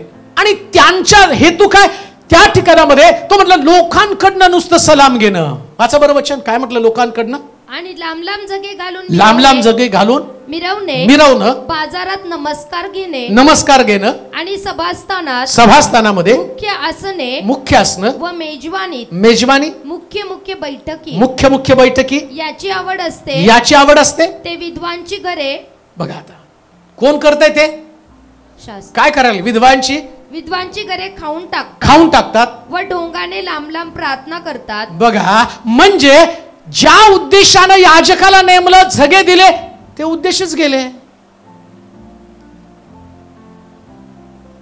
का म्हटलं प्रभू मला थोर म्हणू नका, त्याला माहितीये एक मानव म्हणून पृथ्वी तलावरती असताना शिकवणारा कधी थोर नसतो. पुन्हा मी तुम्हाला सांगतो, थोर ज्यानं हे दिलं तो थोर आहे बर का. जो हे शिकवतो थोर नाही. हेच नसतं तर सांगणारा तरी कसा असता हो. येशू ख्रिस्तानं ते सांगितलं, तुम्ही फक्त देवाला थोर माना. म्हणजे पहिलं अडखण कोणतं, देवाला थोर करणं. देवाला कसं तुम्ही थोर करणार आहात, त्याच्यामध्ये म्हटलं पहिलं तर तुमचं आसन गेलं पाहिजे. आसनाला महत्व देऊ नका कधीच. आसनाला महत्व, आसन म्हणजे कोणी तुम्हाला सन्मान देऊ अथवा न देऊ, लक्षात घ्या. जेव्हा तुम्ही देवाचे लोक म्हणून या पृथ्वी तलावरती मिरवतात, शास्त्रामध्ये असं लिहिलंय, माझ्या नावामुळे तुमची लोक निंदा करतील, तुमचा अपमान करतील, छळ धरतील, त्यास तुम्ही काय करा, आनंद करा. म्हणजे मुळामध्ये तुम्ही ख्रिस्ताला स्वीकारलं तर आसन थोडी स्वीकारलं. आणि अजून एक गोष्ट तुम्हाला सांगतो, तुमचं आसन इथं नाही, तुमचं आसन स्वर्गामध्ये आहे. स्वर्गामध्ये आम्हाला प्रत्येकाला चांगली स्थान असणार आहे. म्हणून पृथ्वी तलावर राहताना स्थानाविषयी कधीच अट्रॅक्शन असू द्यायचं नाही, कधीच नाही. कधी कधी आम्ही आमची जागा नाही, माझी जागा, माझं ठिकाण, मी नाही हलणार इथून, हे माझं. स्वर्गासाठी फार मोठं अडखण आहे. मी घटला जाऊ दे देवा, तुमचं केलं जा, मी घटला जावा, माझा ऱ्हास व्हायला पाहिजे. जोपर्यंत माझा ऱ्हास होत नाही तोपर्यंत मी स्वर्गासाठी लायक बनत नाही. म्हणून तिथं असं म्हटलं, उत्तम गुरुजी त्याला म्हणू नकोस. तो म्हणतो मला नको. वाचा खाली काय म्हटलं. येशू त्याला म्हणाला मला उत्तम का म्हणतोस. नाही 12 अध्याय 38 पासून 40 पर्यंत. हा शास्त्रांविषयी जपून राहा, लांब लांब जगे, खालून मिरवणं, बाजारात नमस्कार घेणं आणि सभास्थानामध्ये मुख्य आसने व मेजबानी मुख्य बैठकी यांची आवड असते. ते विद्वांची घरे खाऊन टाकतात व ढोंगानं लांब लांब प्रार्थना करतात. त्यांना अधिकच शिक्षा होईल. काय होईल? कुणाला शिक्षा होईल? शास्त्री आणि पुरुषांना. मग काय शिक्षा होणार आहे? या सगळ्या क्वालिटी त्यांच्यामध्ये. म्हणजे काय? तो त्या जगांविषयी, जगा तर देवानच दिलेला ना, नियम तर देवाने दिला, पण लक्षात ठेवा तो जगा, तो दर्जा, ते स्थान काय प्रभूला सांगायचं. तुमचं कॉलिंग, तुमचं पाचारण, सगळं म्हणजे तुमचं पाचारण. तुम्हाला ते पाचारण प्रभूने दिलं.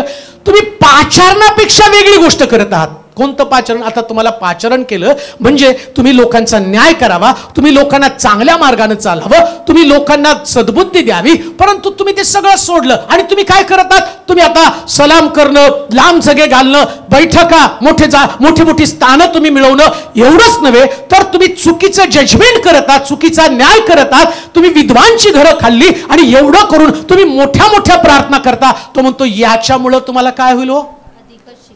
आता तरुणाचा प्रश्न काय आहे? मला सार्वकालिक जीवन मिळेल. आणि सार्वकालिक जीवन शिकवणारे लोक कोण आहेत? शास्त्री आणि परुषी. त्यांनाच तो म्हणतो यांना शिक्षा होणार आहे. म्हणून लक्षात ठेवा, उपवासापेक्षा सुद्धा स्वतःला नम्र करणं फार गरजेचं आहे. दुसरी गोष्ट, दुसरा मुद्दा 18 अध्याय 20 वचन, लुकाचं शुभवर्तमान. तुला आज्ञा ठाऊक आहे.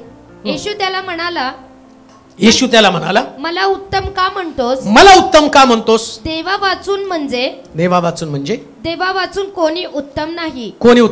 तुला आज्ञा ठाऊक आहे. व्यभिचार करू नकोस. खून करू नकोस. चोरी करू नकोस. खोटी साक्ष देऊ नकोस. आपल्या बापाचा व आईचा सन्मान कर. तो म्हणाला मी आपल्या तरुणपणापासून या सर्व पाळीत आलो आहे. आता दुसरी गोष्ट, इकडं दुःख कशाचं?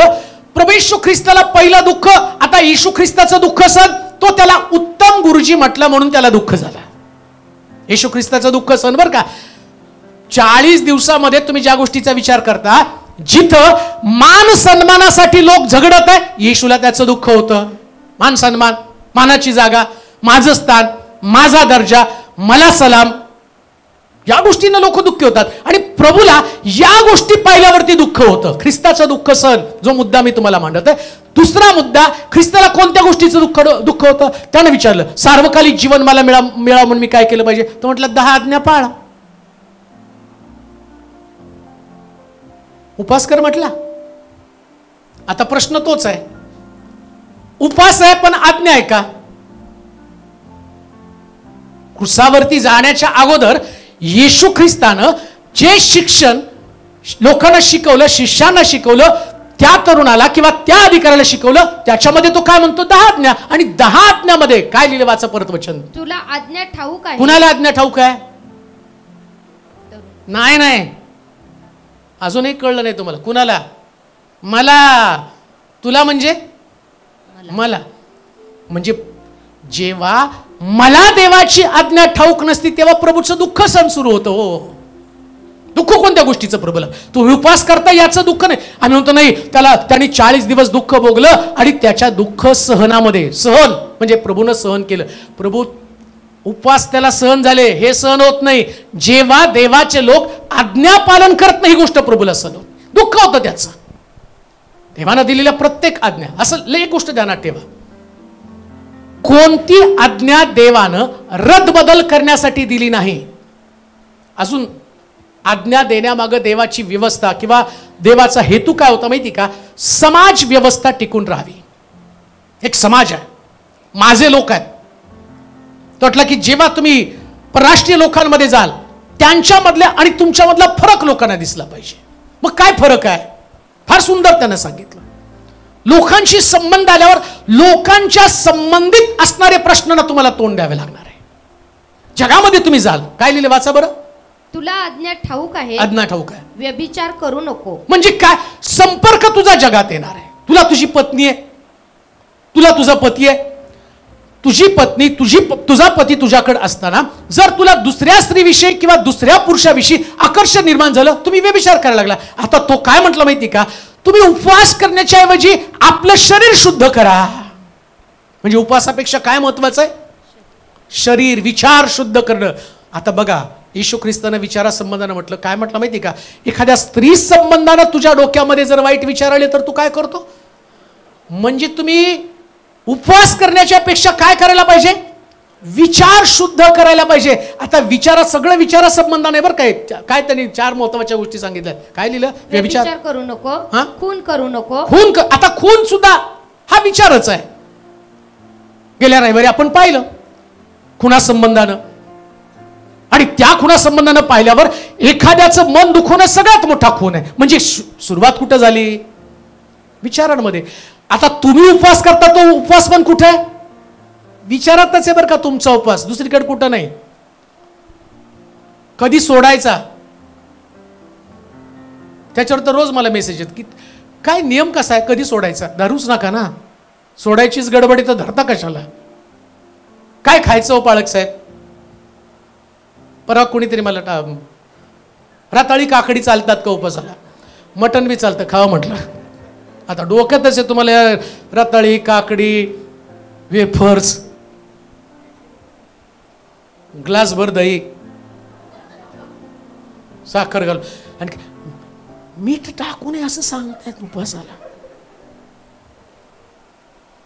साखर चालते, मीठ नाही चालत. काय कल्पना, फक्त मिठाचा त्याग. आणि चुकून मीठ टाकलं, उपवास गेला माझा विनाकारण. याच्यानं तुमचा उपवास मुळामध्ये सगळ्या गोष्टी शुद्धीकरणाच्या गोष्टी आहेत. आणि काय शुद्धीकरण संबंधाने प्रभू सांगत आहे, तो म्हटलं खून करू नकोस. म्हणजे काय, द्वेष भावना मारून टाक. खून कशाचा करायचा, द्वेष भावनेचा. प्रभू येशू ख्रिस्त आज्ञे संबंधाने बोलत आहे, सार्वकालिक जीवन प्राप्त व्हायला पाहिजे तर द्वेष भावना मारली पाहिजे, म्हणजे खून होणार नाही. मुळामध्ये आमच्याकडनं खून करण्याची प्रोसेस सुरुवात कुठं होती, पहिले द्वेष भावना निर्माण होती. कायनानं हाबेलाचा द्वेष केला, मग खून केला. खुनाची ती प्रोसेस आहे.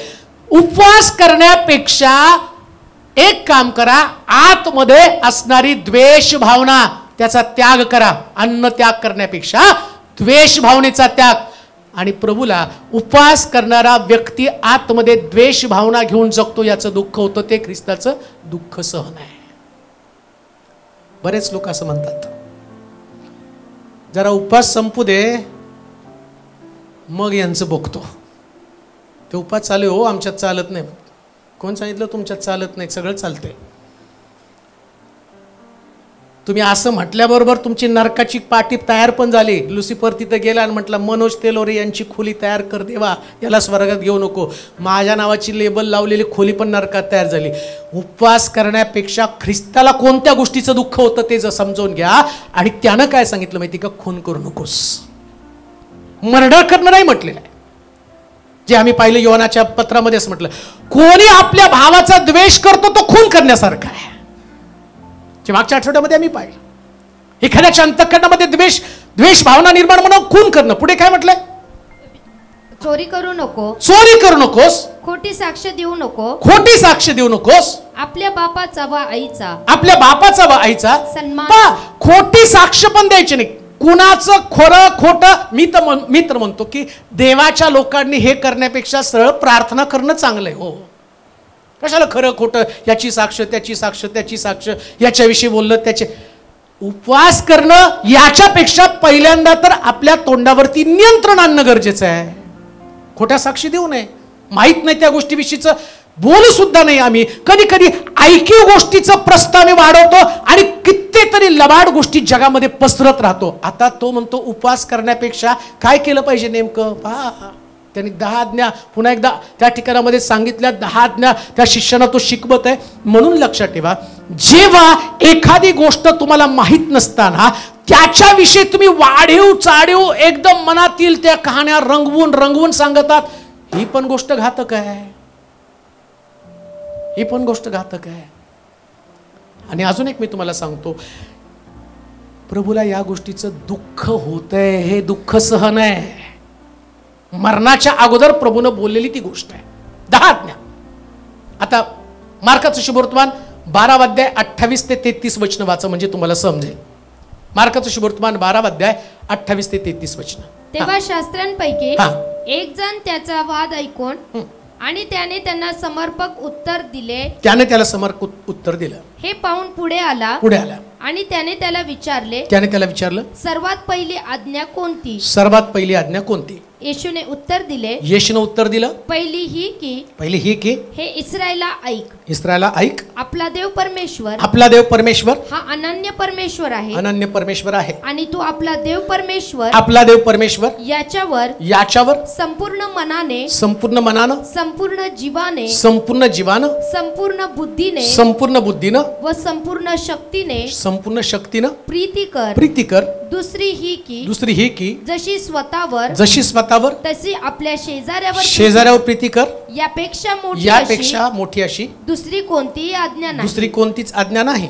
तो शास्त्री त्याला म्हणाला, गुरुजी आपण ठीक व खरे बोललात की तो एकच आहे आणि त्याच्याशिवाय दुसरा कोणी नाही. आणि संपूर्ण मनाने संपूर्ण बुद्धीने व संपूर्ण शक्तीने त्याच्यावर प्रीती करणे आणि जशी स्वतःवर तशी आपल्या शेजाऱ्यावर प्रीती करणे हे सर्व होमार्पणे व यज्ञ यापेक्षा अधिक आहे. त्यांचे हे सुज्ञपणाचे उत्तर ऐकून येशू त्याला म्हणाला, तू देवाच्या राज्यापासून दूर नाहीस. तेव्हापासून त्याला आणखी काही विचारण्याचं कोणालाही धैर्य झाले. आता हा अधिकाराचा प्रश्न काय? सार्वकालिक जीवन मिळावं म्हणून मी काय केलं पाहिजे? नीट आहे का?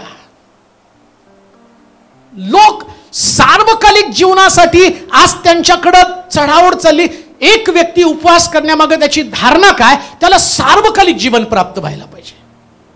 मला माहिती की जो उपवास करतो त्याच्या मनामध्ये काय विचार चालू आहे, डोक्यात काय विचार चालू आहे? मला स्वर्ग राज्य मिळवायला पाहिजे. बरं, स्वर्ग राज्य मिळवण्यासाठी एकाही ठिकाणी सांगितलं नाही की तुम्ही उपासानं स्वर्ग राज्य मिळवणार आहात. मुख्य स्वर्ग राज्य मिळवण्यासाठी काय आवश्यक आहे ते लोक विसरून गेलेले. आणि प्रभू येशू ख्रिस्त या पृथ्वी तलावर येऊन स्वर्गाच्या गोष्टी सांगत आहे. स्वर्ग कसं मिळवावा, स्वर्गामध्ये कसं जायचंय, याच्या संबंधानं तो बोलत आहे. आता काय झालं माहिती का? योहानाचे शिष्य आणि येशूचे शिष्य, त्या काळामध्ये 2 शिष्य आहेत.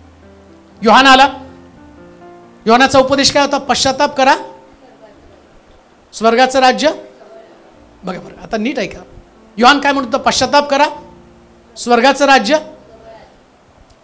पश्चाताप करा. मग योहानानं सगळ्याला उपवास शिकवले. योहानाचे शिष्य उपवास करते. येशू ख्रिस्त आला आणि त्याचे शिष्य नुसते खात होते, मेजवाने जोडत होते, नाही का? तुम्ही ते म्हणायचे की तुमचे शिष्य तर नुसते खातच. कुठं पण तुम्ही बघा, शिमोनाच्या घरी जेवायला गेले, लाजरसच्या घरी जेवायला गेले, इकडं जेवायला, तिकडं लग्नाचा वाढदिवस जेवण, लग्न झालं रिसेप्शन जेवण, बाळ झालं समर्पण झालं, आम्ही नुसतं जेवण.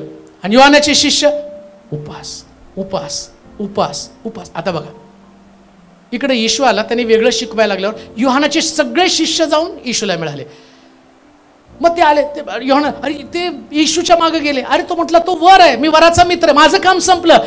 मी सांगितलं पश्चाताप करा, स्वर्गाचं राज्य जवळ आलं. मला जेवढं माहिती होतं तेवढं मी तुम्हाला सांगितलं. आता खरा स्वर्गातनं देव आला आहे आणि तो जे सांगतो ते तुम्ही ऐका. आता तो काय सांगतो? आपला देव परमेश्वर याचवर पूर्ण मनानं, पूर्ण जीवानं, पूर्ण शक्तीनं प्रीती करा आणि जशी आपल्यावर तशी एकमेकावर प्रीती करा. मग त्यानं काय सांगितलं?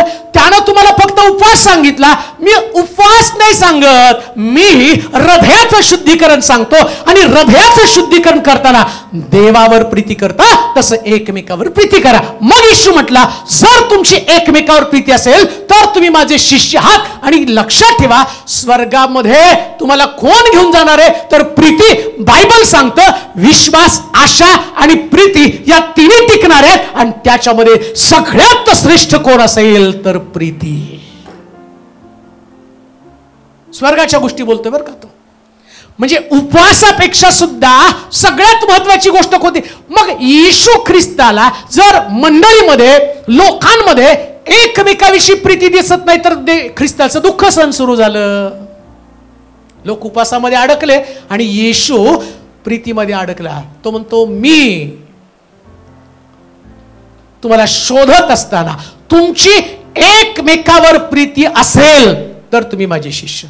बघा, उपवास करणारे येशूचे शिष्य नाहीत, प्रीती करणारे येशूचे शिष्य आहेत.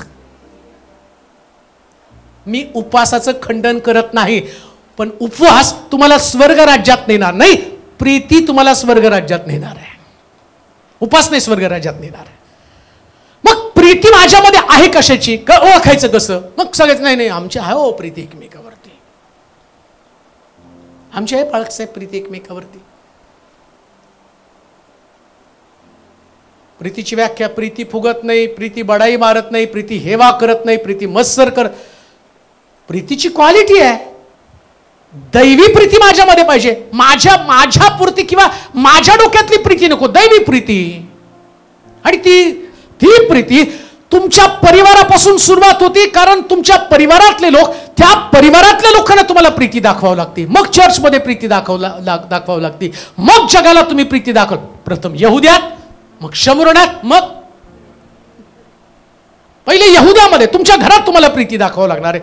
मग तुम्हाला मंडळीमध्ये प्रीती दाखवावं लागणार आहे. मग तुम्हाला जगात प्रीती आम्ही काय करतो? सगळं उलट. पहिले जगाला प्रीती, पहिले जगाला प्रीती. अहो, कुत्र कसं थंडीत कडकडायला लागलंय. कुत्र पावसामध्ये भिजलं. अरे, कुत्र्याला स्वर्गाच्या राज्यात प्रवेश नाही आणि तुझं सारं लक्ष कुत्र्यात. प्रश्न तिथं नाही, प्रश्न तुमच्या घरातला आहे. घरातल्या लोकांना जर प्रीती दाखवली नाही, तुम्ही बाहेर जगाला किती पण प्रीती दाखवली तर ती प्रीती होऊ शकत नाही. प्रीतीची सुरुवात तुम्हाला तुमच्या घरातनं करावी लागणार आहे, सार्वकालिक जीवनासंबंधानं. आणि म्हणून लक्षात ठेवा, मला माहिती कसं काय असतं बघा. हे झालं, ईस्टर गुड फ्रायडे झाले की लगेच काय येतो? मायवार.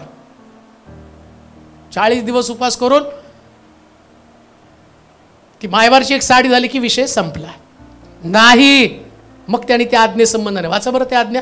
येशूने उत्तर दिलं, हे इस्रायला ऐक, आपला देव परमेश्वर. नाही, लुकाचं शुभवर्तमान 18 अध्याय 20 वचन. तुला ठाऊक आहे की व्यभिचार करू नकोस, खून करू नकोस, चोरी करू नकोस, खोटी साक्ष देऊ नकोस, आपल्या बापाचा व आईचा सन्मान कर. आता बघा, उपवास करण्यापेक्षा तुमच्या घरामध्ये तुमची आई, तुमचे बाप यांचा तुम्हाला सन्मान करावा लागतो. उपवासापेक्षा हे सगळ्यात मोठं आहे. अजून एक वचन वाचा म्हणजे तुम्हाला समजेल. यशाचं पुस्तक 1 अध्याय 11 वचन. यशा 1:11. मगाशी तुम्हाला वाचून दाखवलं, 11 वचन वाचा. परमेश्वर म्हणतो तुमचे बहुत यज्ञ बली माझ्या काय कामाचे? मेंढराचे हो, पुष्ट वासरांची वपा यांनी माझी अतितृप्ती झाली आहे. बैल कोकरे व बोकड यांच्या रक्ताने मला संतोष होत नाही. तुम्ही माझे दर्शन घेण्यास येताना माझी अंगणे तुडविता. यज्ञापेक्षा आज्ञापालन. आता हे सगळं यज्ञ. तो म्हणतो तुम्ही बैल, त्यानंतर पुष्ट पशु, वासरू याच्यानं माझी अतितृप्त. म्हणजे उपवास हा तुमचा यज्ञ आहे. उपवास म्हणजे शरीराचा यज्ञ. परंतु तो काय म्हटला? यज्ञापेक्षा श्रेष्ठ काय आणि आज्ञा काय? तुम्ही तुमच्या आई बापाचा सन्मान करा, ही आज्ञा आहे. आज्ञा ती आहे, सगळ्यात मोठी आज्ञा ती आहे. सगळ्या गोष्टी आम्ही बाजूला ठेवून आम्ही शरीराचा यज्ञ करायला निघालो तर तो काय म्हणतो माहिती का, सार्वकालिक जीवनापासून तर तुम्ही लांब आहात. या तरुणाला त्यानं सांगितलं, पहिल्यांदा तू देवावरती प्रेम कर. पहा त्यांनी फार सुंदर म्हटलंय, वाचा बरं ते वचन. आणि तू आपला देव परमेश्वर, आपला देव परमेश्वर याच्यावर संपूर्ण मनाने, संपूर्ण मनानं, संपूर्ण जीवाने, संपूर्ण जीवानं, संपूर्ण बुद्धीने, संपूर्ण पहिलं काय, मनाने, संपूर्ण मनाने, संपूर्ण मन म्हणजे जे देवाचं वचन तुमचं मन समजून घेतं. ऐका, मन म्हणजे काय, तुम्ही मनानं देवावर प्रीती करता. देवाचं वचन, मगाशी सूरज बोलत होता, एक वाक्य बोलला तो, कुठलं गाणं होतं ते, कोणतं तरी गाणं होतं, हा यस लॉर्ड यस लॉर्ड, की देवाचं वचन पास्ट सांगतात आणि ते वचन आम्ही त्याला यस लॉर्ड म्हणावं. प्रभू होय तुझं वचन आम्ही स्वीकारत आहोत. आता तुमचं मन जर देवाकडे, तर जसं देवाचं वचन आहे तसं तुम्ही स्वीकारता. त्याला क्यू किंतु परंतु कुठल्याही प्रकारचे आढेवेढ न घेता प्रभूच्या वचनासमोर तुम्ही मान तुकवता आणि तुम्ही त्याला प्रतिप्रश्न करत नाही. तुमचं मन देवाकडे लागलं, यस माझं चुकलंय, ही गोष्ट प्रभू मी तुझ्या वचनानुसार करत नाही, या गोष्टीच्या द्वारे मी तुझ्या विरुद्ध बंड केलं. देवाचं वचन तुमच्याकडे आलं, मान तुकवली, आपली पाप कबूल केली, आपल्या चुका कबूल. आता दुसरीकडे काय असतं माहिती का, मन बंड करतं. आणि दुसरं मन काय असतं, सैतान तुम्हाला सांगतो, नाही या वचनाच्या द्वारे तुला टार्गेट केलं जातं, हे पण एक मन असतं. आता सैतानाला काय करायचं असतं, तुम्हाला बंड करून, जेणेकरून तुमच्या अंतःकरणातली शांती, तुमचं देवाचं आज्ञापालन हे तुमच्याकडनं निघून जावं. तुम्ही पूर्ण मनानं देवावरती प्रेम करू नये. तुम्ही प्रेम करावं पण मनानं प्रेम करू नये. म्हणजे काय होतं, कधी कधी देवाचं वचन ऐकल्यावर मनामध्ये चलबिचल चालू होती आणि एखाद्या व्यक्तीच्या डोक्यात कल्पना येते, नाही हा उपदेश त्यांनी माझ्यासाठी तयार करून ठेवला होता. येतं हे, आणि आज मंडळांची वातात याच कारणानं होतंय. बऱ्याच ठिकाणामध्ये गेल्यावर लोक ते नाही आमचे पास्टर आम्हाला टोमणे देतात. अरे नसतं तसं. सार्वकालिक जीवनासाठी आवश्यक असणाऱ्या गोष्टीत आता बघा, प्रभू येशू ख्रिस्त शास्त्री पुरुषांचा तो दोष दाखवणं म्हणतो ते लांब सगळे घालतात, चौकामध्ये सलाम घेतात. मग आता प्रभू येशू ख्रिस्ताने शिष्यानं कसं जागं केलं, त्याने विचार नाही केला का, अरे शास्त्री पुरुषांना काय वाटेल. आता तुम्हाला माहिती का, शास्त्री पुरुषी लोकांना चितवत होते, याला येशूला दगडमार करून मारून टाकावं का, कारण शास्त्री पुरुषांना हा आमच्या विरुद्धच लोकांना फितवतो. पण प्रभू येशू ख्रिस्त कोणाविरुद्ध कोणाला फितवण्यासाठी नाही, तो म्हणतो वेश्या आणि कसबिनी स्वर्गाच्या राज्यात यावं. मग शास्त्री आणि पुरुष स्वर्गाच्या राज्यामध्ये येऊ नये का. निकोदेमस धर्मशास्त्री रात्रीच्या प्रभू येशू ख्रिस्ताकडे येऊन त्याला प्रश्न करतो, स्वर्ग राज्य मला मिळावं म्हणून मी काय केलं पाहिजे. त्याला हाकलून दिलं पाहिजे ना, त्याने म्हटलं पाहिजे अरे तुम्ही लोकांनी तर लोकांना वाम मार्गाला लावलं. पण तो म्हणतो नाही रे निकोदेमसा, नव्याने जन्मल्या वाचून कोणी देवाच्या राज्यामध्ये प्रवेश करू शकत नाही. त्यानं त्याला सुद्धा त्या रात्री देवाचं राज्याविषयी सांगितलं. आणि इथं पण त्या तरुणाला तो काय सांगतो, सार्वकालिक जीवन मिळवण्यासाठी तुम्हाला 10 आज्ञेचं पालन करावंच लागणार आहे. म्हणून लक्षात ठेवा, तुम्ही देवाच्या घराकडे येताना 10 आज्ञेपासून तुम्ही दूर राहू शकत नाही. उपास करण्यापेक्षा बघा, आता 40 दिवसामध्ये आपोआप चर्चची गर्दी वाढते. गुड फ्रायडेला तर एवढी गर्दी असते, 7 शब्द आणि त्याच्यात चर्चा. कोण येणार आहे. मला बऱ्याच ठिकाणचे कॉल आले, तुम्ही या. एक चर्चचा कॉल मला जवळजवळ 5-6 वर्ष झाली येतात, 6 वर्ष झाले. आणि मग त्यांनी परत मला जानेवारीमध्ये कॉल केला, साहेब यावर्षी तर जानेवारीत काल कॉल केलाय, आता तुमचं येणं आमच्याकडे फिक्स असेल. म्हटलं अहो नोव्हेंबरमध्येच दुसरीकडे फिक्स झालंय. तुम्ही आमच्याकडे आला असतं तर आमची मंडळी आशीर्वादित झाली असती. नाही तसं आशीर्वादित होत. 7 शब्द ऐकल्यानं कोण आशीर्वादित होत नाही. देवाच्या 10 आज्ञा तुम्ही पाळाल, तुम्हाला 7 शब्दाची सुद्धा गरज नाही आहे. सगळं सार त्याच्यामध्ये लपलेलं आहे. पण लोक त्या दिवसामध्ये धार्मिक होतात. धार्मिकतेचा सिद्धांत तुम्ही डोक्यातनं काढून टाका. दुःख ख्रिस्ताला कोणत्या गोष्टीचं, एकही आज्ञा तुम्ही मोडली तर तो दुःखी होतो. ते दुःख सहन आहे. शब्दात दिवस पवित्रपणे पाळ म्हणजे काय, शब्दात दिवस म्हणजे चर्चला जाईल रमत गमत कसं आहे चर्चला आल्यावर तो लय खुश होईल का, चला आले 9:30चं चर्च आहे, निवांत जसं जमल तसं हळू हळू हळू हळू. हा पवित्र आहे, हा पवित्र दिवस आहे. जेव्हा देवाच्या घराकडे येतं ना त्यास लगबगीनं असं लिहिलं, सुंदर नामे दरवाजाचा लंगडा भिकारी जेव्हा त्याच्या पायामध्ये घोट्यात बळ आलं ना उड्या मारत मारत मंदिराकडे गेला. जेव्हा देवाचे लोक अडखळत अडखळत देवाच्या घराकडे येतं ना तिथं दुःख सण सुरू होतो. उपवास केल्यानं तुम्ही त्याच्या दुःखात सहभागी होत नाही, निर्णय केल्यानं येतात. कोणता निर्णय? मी माझ्या आईवडिलांचा सन्मान करेल, मी परमेश्वराच्या मंदिरामध्ये जाईल, मी देवाचं देवाला देईल, कैसराचं कैस. आज्ञा पालन केल्यावर देवाला आनंद होतो. म्हणून उपवास करण्यापेक्षा आज्ञा पालन करा. ख्रिस्ताचं दुःख सण कोणतं आहे? हे ख्रिस्ताचं दुःख सण आहे. तिसरी गोष्ट, मार्काचं शुभवर्तमान 18:22.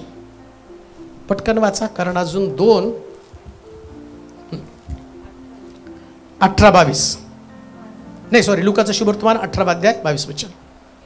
हे ऐकून येशूने त्याला म्हटलं अद्यापि तुझ्यात एक गोष्ट उणी आहे. तुझे असेल नसेल ते विकून गोरगरिबांना वाटून टाक.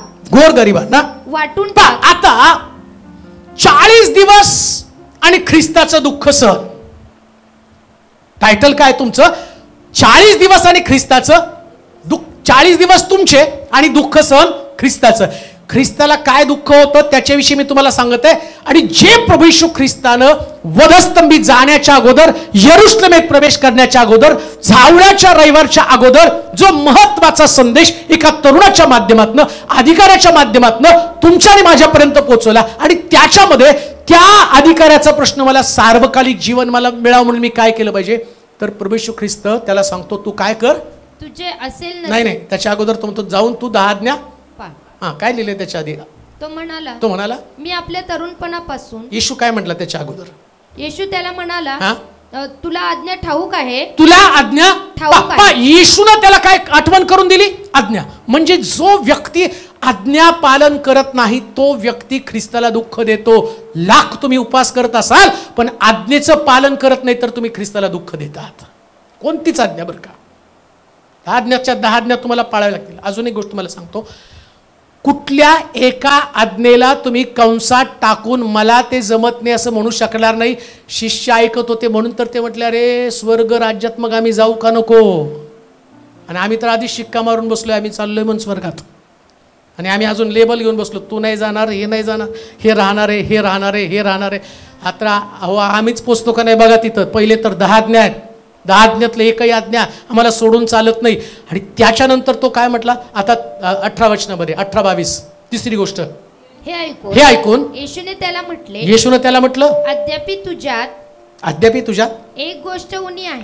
ऐका आता त्यानं 10 आज्ञा म्हटल्यावर इतका खुश झाला. प्रभू लहानपणापासून पाळत आलेलो आहे, सुपारीच्या खांडाचे व्यसन नाही, डोळ्यावर करून कुणाकडे बघत नाही, दर रविवारी चर्चला जातो, आई बापाचा सन्मान करतो, सगळं माझ्याकडे आहे. आता किती खुश झाला पाहिजे. त्यांनी म्हटलं अरे आता येशू म्हणेल, चोराला म्हणलं आज बरोबर माझ्या बरोबर. याला एवढं करून तो म्हणतो अजून पण एक गोष्ट उणी आहे. स्वर्ग राज्यामध्ये जाण्यासाठी तुम्ही तुमची धार्मिकता प्रभूला दाखवाल पण देव तुमचं उणे पण तुम्हाला दाखवत असतो. लक्षात ठेवा. किती सुंदर आहे नाही का? तुम्हाला वाटतं तुम्ही जे करता ते तुम्हाला स्वर्ग राज्यात सार्वकालिक जीवनाकडे घेऊन चाललेलं आहे.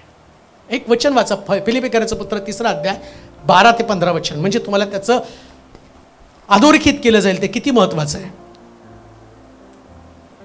फिलिप्पी 3:12 ते 15. एवढ्यातच मी मिळवले किंवा एवढ्यातच मी पूर्ण झालो आहे असे नाही तर ज्यासाठी ख्रिस्त येशूने मला आपल्या कह्यात घेतले, येशूनं मला आपल्या कह्यात घेतलं, नियंत्रणामध्ये घेतलं. ते मी आपल्या कह्यात घ्यावे, ते मी आपल्या कह्यात घ्यावं म्हणजे नियंत्रणामध्ये घ्यावं. म्हणून मी त्याच्या मागे लागतो आहे. म्हणून मी त्याच्या मागे लागतो आहे. बंधूंनो, मी अद्याप ते आपल्या कह्यात घेतले, आपल्या कह्यात घेतलं असे मानित नाही, तर मागील गोष्टीकडे दुर्लक्ष करून व पुढील गोष्टीकडे लक्ष लावून ख्रिस्त येशूच्या ठाई देवाचे जे वरील पाचारण त्या संबंधीचं बक्षीस मिळवण्यासाठी मर्यादेवरील खुणेकडे मी धावतो. हेच माझे काम. आता येशू ख्रिस्ताला कोणतं दुःख आहे?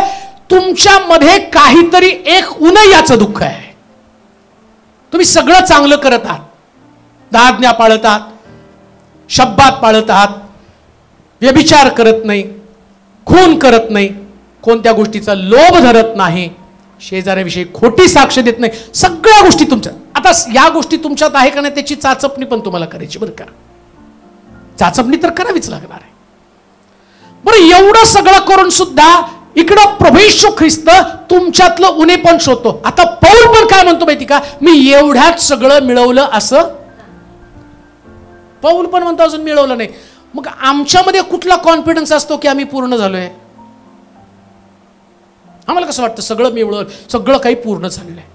नारायण वामन टिळकामध्ये पण तो आत्मविश्वास नाही. ते पण म्हणतात पुष्कळ अजूनही उन्हा प्रभू मी. पण लक्षात घ्या, सैतानाचं काम काय? तुम्हाला जे झालेलं पाचारण, त्या पाचारणावरून तुम्हाला धावायचं आहे. आता मला माझं पाचारण झालंय, मी तुमच्याशी तुलना करताना मला असं वाटतं मी तुमच्यापेक्षा खूप चांगला आहे. बरं, मला माझ्या मर्यादेची खूण काय? किंवा जिथं मला पोचायचंय, मला मेंबर म्हणून थोडी पळायचंय हो. धावताना सगळ्यांचं वेगवेगळं, 100 मीटर धावतो, कोण 500 मीटर धावतं, कोण 1000 मीटरची रेस जिंकतं.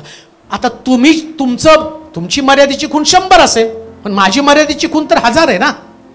मग 1000च्या क्वालिटीसाठी तेवढी स्ट्रेंथ माझ्यामध्ये निर्माण व्हायला पाहिजे, तेवढं पूर्णत्व माझ्यामध्ये यायला पाहिजे, तेवढं रनिंग माझं असलं पाहिजे, तेवढी एक्झरसाइज माझ्याकडे असली पाहिजे. मग माझी मर्यादेची खूण मी 100 मीटर पर्यंतच पळणार आहे का? पूर्णत्वा संबंधाने काय उन्हा तुमच्यामध्ये आहे? काल तुम्ही 100 मीटरची रेस जिंकला, मग आता तुम्हाला त्याच्यापेक्षा पुढचं पाहिजे ना. मला त्याच्यापेक्षा पुढचं पाहिजे. मी देवाचं खूप प्रार्थना करायचो. तेव्हा मराठी भाषेमध्ये हा संदेश खूप लोकांपर्यंत गेला, हजारो लोकांचं, लाखो लोकांचं जीवन बदलत आहे. काल एका मावशींची पण साक्ष आली, मिस्त्री सुटत नव्हती, फार प्रयत्न केला मिस्त्री सुटल्याचा, पण नाही झालं मला. पण एक संदेश ऐकला मला भीती वाटली. आता 8 दिवस झाले मिस्त्रीला हात लावला नाही, म्हणजे भीती आल्यावर मिस्त्री सुटली, ते वचन गेलं, टोचलं. माझी लई प्रार्थना, तेव्हा कुठपर्यंत नुसतं मराठी मराठी मराठी मराठी, सगळ्या भाषेमध्ये गेलं पाहिजे देवाचं वचन. आणि मी सारखं म्हणायचं. मग कधी कधी ते बनकर वगैरे आम्हाला भेटल्यावर आमची चर्चा चालायची, त्याची पास्टर हिंदीत ट्राय करावं. आता असं ह्या गया वहा गया सगळं सोपं नाही का? मैंने खाना खाया, मैं उठ्या, मैं बैठ्या, नाही का? हे सोपं आहे. प्रिचिंग किती अवघड होईल नाही का? म्हटलं अहो ते सोपं आहे, प्रिचिंग तर माझं कमांड आहे मराठीवरती. म्हणजे काम करणार, तुमचाच डबिंगवाला माणूस बसवा. म्हणजे म्हटलं की बसवला हो डबिंगवाला माणूस, तासभर तर तू तुमचे शब्द शोधण्यात चाललं हिंदीमध्ये, डिक्शनरी घेऊन बसला. ते म्हटले हे मराठीला डेंजर आहे. म्हटलं तसंच आहे हिंदी हो, ते कसं होणार आहे? पण एक विजन नाही, गेलं तर पाहिजे पुढं, कुठंतरी सगळ्या भाषेमध्ये पोचलं पाहिजे. देवाला काय कठीण आहे? यूट्यूबचं लेटर आलं परवा, फ्रेंच, तेलुगू, तामिळ, पंजाबी, हिंदी, गुजराती, जगातल्या जेवढ्या भाषा आहेत तेवढ्या भाषेमध्ये डब होऊन आता मेसेज जाणार आहेत. व्हिजन, मर्यादा लोकांपर्यंत पोचलं, याच्यासाठी तुमची तळमळ पाहिजे मुळामध्ये. दुःख कोणत्या गोष्टीचं आहे? तुम्ही एक मर्यादित साचेमध्ये तुम्ही बसता, त्यास प्रभूला दुःख वाटतं. अरे तुमचं पाचारण हाय लेवलचं पाचारण आहे हो, उच्च दर्जाचं पाचारण आहे. मुळात प्रभूनं तुम्हाला बोलवलं कशाला? तुम्हाला जगापासून देवानं वेगळं केलं. कशासाठी वेगळं केलं? तुमचं पाचारण, आणि त्या पाचारणाच्या दिशेनं तुम्ही पळावं या उद्देशानं प्रभूने तुम्हाला काहीतरी तुमच्याकडे वेगळं पण आहे, त्याच्यात नाही मी अडकून पडावं. मग आता पौल काय म्हणतो, आणि जे ख्रिस्तानं त्या तरुणाला सांगितलं तो म्हणतो तुझ्यामध्ये एक उणेपण आहे. कान देऊ नाही का? उपवास करण्यापेक्षा प्रत्येक व्यक्तीनं आपल्या मधलं उणेपण शोधणं, याचा प्रभूला आनंद होतो. पण उणेपण घेऊन जीवन जगणाऱ्या लोकांविषयी प्रभूला दुःख वाटतं. उणेपण आहे, काहीतरी शोधलं पाहिजे. जेव्हा तुम्ही तुमच्यातलं उणेपण शोधता, परत ते वचन वाचा, फिलिप्पियराचं पत्र 3 अध्याय 12. एवढ्यातच मी मिळवले, एवढ्यातच मी मिळवलं, किंवा एवढ्यातच मी पूर्ण झालो, एवढ्यातच मी पूर्ण झालो आहे असे नाही, तर ज्यासाठी ख्रिस्त येशूने मला आपल्या कयात घेतले. येशूनं कयात घेतलं म्हणजे दुसऱ्या भाषेत मी तुम्हाला म्हणेल, बैलाच्या नाकामध्ये टाकलेली व्यसन. जो बैल चालवतो ना, त्याच्या नाकात व्यसन टाकलेली असते, आणि मग किंवा घोड्याच्या नाकामध्ये पण टाकलं जातं. आणि तो घोडा चालवणारा किंवा बैल चालवणारा जिकडं वळवेल तिकडं तो वळतो. बैल कुठं पळायचं, पाठीवरती आसूड मारतो, पळत राहतो. आता पौल पण ते सांगत आहे, मला येशूनं कयात घेतलं म्हणजे काय, माझ्या नाकात त्यांनी व्यसन टाकली आणि तो मला पळवतो. आता मी पळवत असताना तो सांगतो तशा पद्धतीने पळवत असताना त्यानं दिशा दाखवल्यावर मी वळणार, त्यानं पळवल्यावर मी पळणार, तो थांब म्हटल्यावर मी थांबणार. हीच गोष्ट तुम्हाला आत्मिक जीवनामध्ये करायची. आणि लक्षात घ्या, जेव्हा एक व्यक्ती ती करण्याच्या ऐवजी तो आपल्याच इच्छेप्रमाणे पळत राहतो, याचं प्रभूला दुःख होतं. मग ते तो काय, मी वाचा ते, ज्यासाठी ख्रिस्त येशूनं मला आपल्या कयात घेतलं, ते मी आपल्या कयात घ्यावे. ते आता मी पण कयात घ्यायचं म्हणजे काय, तुमचं व्हिजन, तुमचं पाचारण, तुमचं कॉलिंग. लक्षात घ्या, तुम्ही तुमच्या पाचारणावरती फोकस करायचं. येशूनं तुम्हाला कंट्रोल केलं, तुमचं लक्ष काय, तुमचं पाचारण. तुम्हाला कोणत्या गोष्टीसाठी प्रभूनं बोलवलं, माझा उद्देश काय. या पृथ्वी तलावर मला माझा उद्देशच समजला नाही. मला माझं विजन पक्क माहिती, काय करायला पाहिजे. सामान्य गोष्टीमध्ये मी थोडं अडकून पडतो. मला माहिती माझं पाचारण उच्च दर्जाचं आहे, वरच्या लेवलवरचं पाचारण आहे. माझ्या पाचारणामध्ये एक सोलापूर शहर नाही, माझ्या पाचरणामध्ये मी ज्या दिवशी मला आठवतं नीलू आणि मी चर्चा करत होतो, त्यास बसल्या बसल्या म्हणत होतं की पास्टर, एवढ्या सगळ्या ठिकाणात आपण गेलो, आता कुठं गेलो नाही त्याच्यावरती आपण फोकस केला पाहिजे की तिथं पोचायला पाहिजे. मग ती नावं काढली आम्ही, अरे इथं राहिलं, इथं राहिलं, इथं राहिलं, इथं राहिलं. आणि त्या दृष्टिकोनातनं मी प्रार्थना करत गेलो की प्रभू, इथं नाही पोचलं, इथं जाण्यासाठी मार्ग मोकळे कर. मग त्याच्यात नाही, चला औरंगाबादला चाललंय, होतात सारख्या सभा, चला नगरला. पहिले एवढ्या नगरला सभा झाल्या की विचारायला नको. मग सारखं नगर, मग कुठं म्हटलं नुसतं पुणे. मग म्हटलं प्रभू तसं नाही, हे सगळीकडे वेगवेगळे, जिथं पोचलो नाही तिथं घेऊन जा. आता मी फोकस केला, मी उद्देश केला, मला माहिती तिथं पोचायचंय, तिथं पोचण्यासाठी धावपळ धावपळ धावपळ धावपळ. मग आठवत, अरे अजून कुठं तरी राहिलं की ज्या गावामध्ये नाही. मग परवा ते आलं शिरूरचं. मग तिथं इतकं, जेव्हा पहिल्यांदा अजून सभेची तारीख पण जाहीर झाली नाही, पण 2-3 महिने अगोदर कुणाला तरी कळलं की शिरूरमध्ये सभा होणार आहे. आणि तेवढ्यामध्ये त्यांनी त्याच्या स्टेटसवर पण टाकलं, लवकरच पास्टर, अजून तारीख पण डिक्लेअर नाही, लवकरच पास्टर तेलोरे शिरूरमध्ये येणार आहे. म्हणजे बघा, जेव्हा तुमच्याकडे तुमचं विजन पक्का असतं ना, तुम्ही त्याच्या मागे धावत असता, तुम्ही सामान्य गोष्टीच्या मागे कधी धावत नाही. प्रभूला कोणत्या गोष्टीचं दुःख होतं, जेव्हा त्याचे लोक विजन सोडून धावत असतात, या गोष्टीचं त्याला दुःख होतं. लक्षात ठेवा, तुमचा फोकस ज्याच्यासाठी प्रभूनं तुम्हाला आपल्या हातामध्ये घेतलं ते करण्यासाठी धावत राहा, त्याच्यासाठी धावा. बाकी जगातल्या गोष्टीसाठी धावू नका. त्याच्या खालचा एक मुद्दा आपल्याला पाहायचा आहे पुढे. ते झालं मार्काचं शुभवर्तमान 18 अध्याय 23 पासून 25 पर्यंतची वचनं. एक मुद्दा तरी राहणार आहे, पण ठीक आहे. मार्काचं शुभवर्तमान 16 अध्याय, 18 अध्याय 23 पासून 25. अतिशय खिन्न झाला, कारण तो फार श्रीमंत होता. तेव्हा त्याच्याकडे पाहून येशू म्हणाला, ज्याच्याजवळ धन आहे त्यांचा देवाच्या राज्यात प्रवेश राज्यामध्ये प्रवेश होणं किती कठीण बरं. श्रीमंतानं देवाच्या राज्यात प्रवेश करणं यापेक्षा उंटानं सुईच्या नाकातून जाणे सोपे आहे. बस बरं वाचा. हा.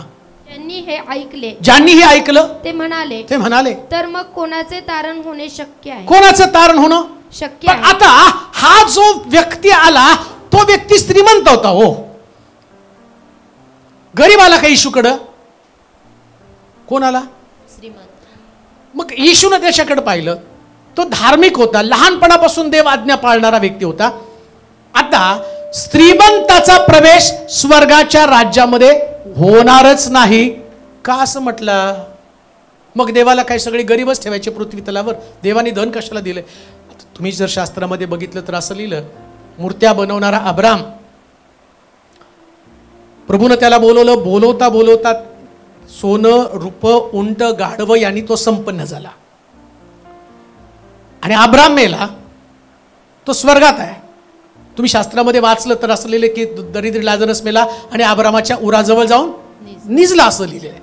अब्राम श्रीमंत स्वर्गामध्ये पोहोचला. हा व्यक्ती का नाही, हा तरुण का नाही स्वर्गाच्या राज्यामध्ये श्रीमंतीमुळे का अडखळला गेलेला आहे? श्रीमंती काय एवढं घातक असू शकते का?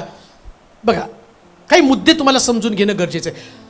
उपवास, तुमची धार्मिकता, प्रभू अपेक्षित धार्मिकता काय सांगत आहे, कशा पद्धतीनं प्रभू तुम्हाला वचनाचं मार्गदर्शन करत आहे. लोक उपवासाला एवढं महत्व देतात, परंतु धनात संबंधानं जी त्यांची आस्था आहे, धन, नीट ऐका, धनासंबंधीची एक आस्था आहे, पैशावरचं प्रेम. आता पैशावरचं प्रेम यांचं कमी व्हायला तयार नाही. तुमच्याकडे नाही, आपल्या चर्चमध्ये नाही, बाहेर तुम्ही बघाल. दशांश किती? तर 10 रुपये, 15 रुपये, 20 रुपये. आणि त्यांना सांगितलं तर ते काय म्हणतात माहिती का? आपल्या मनात ठरवल्याप्रमाणे द्यायचं. दशांश नाही देणार, पण उपवास करतील. आता देवाच्या वचनामध्ये इथं असं लिहिलं, कैसराचं ते देवाचं ते. म्हणजे जे सोपं आहे ते तुम्ही पाळता. उपवासामध्ये काय, ऑलरेडी पैसे वाचवणंच आहे. उपवासामध्ये काय, जेवायचंच नाही ना, अन्न वाचवलं. आणि इकडं प्रभू काय म्हणतो, तू आहे ना ते गरीबाला तुम्ही, ह्याचा काय संबंध आहे? याचा संबंध तो तू ज्या दिवशी उपवास करतो त्यास आपलं अन्न भुकेलेला दे, गरीबाला दे. म्हणजे येशू नेहमी तुमचं लक्ष, म्हणजे देवाला काय तुम्हाला गरीब करायचं नाही हो. ऐका बरं का, या जगामध्ये देवानं एक वेगवेगळी वर्गवारी करून ठेवलेली आहे, वेगवेगळे लोक ठेवलेले आहेत. काही गरीब असतात, काही श्रीमंत असतात. आता गरीब लोक गरीब का असतात त्याचं कारण पण तुम्हाला सांगतो. जोपर्यंत ते देवाची आज्ञा पालन करत नाही तोपर्यंत ते गरीब राहतात. देवाचे काही नियम आहेत, श्रीमंत होण्याचे प्रभूनं काही नियम दिलेले आहेत. जसं मी पाहतो, विधवेच्या घरामध्ये गेल्यावर विधवा एक भाकर खाऊन मरणार होती, परंतु एलिया तिच्या घरामध्ये गेला. एलियाला तो म्हटलं, जा त्या विधवेच्या घरात तुझं पोषण करण्याची जबाबदारी मी तिच्यावरती सोपवलेली. तो विधवेच्या घरी गेला, विधवेने भाकर दिली. आता विधवेनं भाकर दिल्यानंतर आम्ही पाहतो 3.5 वर्ष तिला पुरवठा मिळाला. अजून उदाहरण पवित्र शास्त्रामध्ये, एक स्त्री आणि ती अलिशाला सांगते की माझा नवरा कर्जबाजारी होऊन मरून गेला आणि आता सावकार येऊन मुलाला घेऊन जाणार आहे. आणि तेव्हा तो अलिशा तिच्या घरामध्ये जातो, घर बंद करतो आणि म्हणतो तुझ्या घरातलं भांड घेऊन ये. आणि ते भांड तो म्हटला मी प्रार्थना करतो, आणि ते प्रार्थना करताना भांडे भरून ठेव, तेल पाड, आणि तेल पडत जाईल. तुझी भांडी भरल्यावर शेजारीची सगळी भांडी. आता बघा, इकडं कर्जबाजारीपणातनं देवानं काढण्याचं माध्यम, ती गरीब होती, पण इकडं तिला शिकवण्यासाठी संदेष्ट्याला पाठवलं, संदेष्ट्यानं तिला शिकवलं. मला सांगण्याचा उद्देश काय माहिती का, या जगामध्ये देवाचे काही धनवान लोक असतात. त्या लोकांना देव धनवान का करतो माहिती का? काही लोकांना तुमच्या प्रार्थनेच्या द्वारे, त्यागाच्या द्वारे श्रीमंत बनावं. आणि तुम्ही जसं एलियाला भाकर दिली आणि 3.5 वर्षाचा पुरवठा देवानं त्या स्त्रीच्या ह्याच्यामध्ये दिला, तिला पुरवठा दिला, 3.5 वर्ष तिच्या घरामध्ये ते उत्पन्न मिळालं. तसं श्रीमंत व्यक्तीची श्रीमंती, श्रीमंत व्यक्तीचं धन जर त्यांनी आपल्यासाठी साठवलं, तुम्हाला आठवतं का स्वर्ग राज्यामध्ये तो श्रीमंत मनुष्य का पोचू शकला नाही? याचं कारण असं लिहिलं, एक श्रीमंत मनुष्य खाली खुशालीचं तलमता आणि वस्त्र घालून आपल्या राजवाड्यामध्ये राहत होता, आणि श्रीमंत मनुष्याच्या बाहेर एक दरिद्री लाजरस आणि फोडानं भरलेला मनुष्य. पण यानं आपली श्रीमंती, आपलं ऐश्वर हे स्वतःसाठी खर्च केलं. त्यानं दुसऱ्यावरती कधी रहमदया केली नाही, आणि त्याचा परिणाम दोघं सुद्धा मेले. पण श्रीमंत मनुष्य नरकामध्ये गेला आणि दरिद्री लाजरस स्वर्गामध्ये गेला, असं लिहिलंय त्या ठिकाणामध्ये. तो म्हणतो, अरे तुझ्या जीवनातलं सगळं सुख तू भोगलं, आणि या व्यक्तीनं जीवनातलं सगळं दुःख भोगलं, आणि आता तो स्वर्गामध्ये आनंद उपभोगत आहे. काय म्हणायचंय त्याला? तुम्ही जेव्हा पृथ्वी तलावरती राहताना त्यास काही तुमच्या जीवनाचा काही भाग लोकांचं दुःख दूर करण्यासाठी खर्ची करणं, याच्यासाठी प्रभूनं तुम्हाला धनवान बनवलं. पण तुमची धन संपत्ती हा तुमचा स्वार्थ असेल तर स्वर्गाच्या राज्यामध्ये कधीच प्रवेश होणार नाही. मी देवाची स्तुती करतो, हे रहस्य लोकांना आता समजू लागलेलं आहे. हे रहस्य लोकांना आता लोक धनावरती प्रेम करणं त्यांनी बंद करून टाकलेलं आहे. नाही देवा धनावरती प्रेम करत, ते देवावरती प्रेम करत आहे, देवाच्या राज्यावरती प्रेम करत आहे. आणि तुम्ही बघा, जेवढ्या परदेशी संस्था भारतामध्ये आल्या त्या सगळ्या ख्रिस्ती होत्या. त्यानं कुष्ठरोग्यांची सेवा केली. मला तर आठवतं, एक पास्टर मला भेटला होता, त्यांनी सांगितलं की एक प्रीचर आला, तो म्हणला भारतातल्या लोकांमध्ये मला देवाचं वचन गाजवायचंय. आणि मग मला वाटतं काही कोटी रुपये तो इंडियामध्ये घेऊन आला. काही पाळक लोकांना सांगितलं मला 50 सभा इंडियामध्ये घ्यायच्यात देवाचे वचन सांगण्यासाठी. मग त्यांनी सांगितलं की मुळामध्ये भारतातल्या इंडियातल्या लोकांना ना देवाविषयी महत्त्व आहे, ना त्या पैशाविषयीचं काही वाटत आहे. त्या पाळक लोकांनी त्यांना मिसगाईड केलं.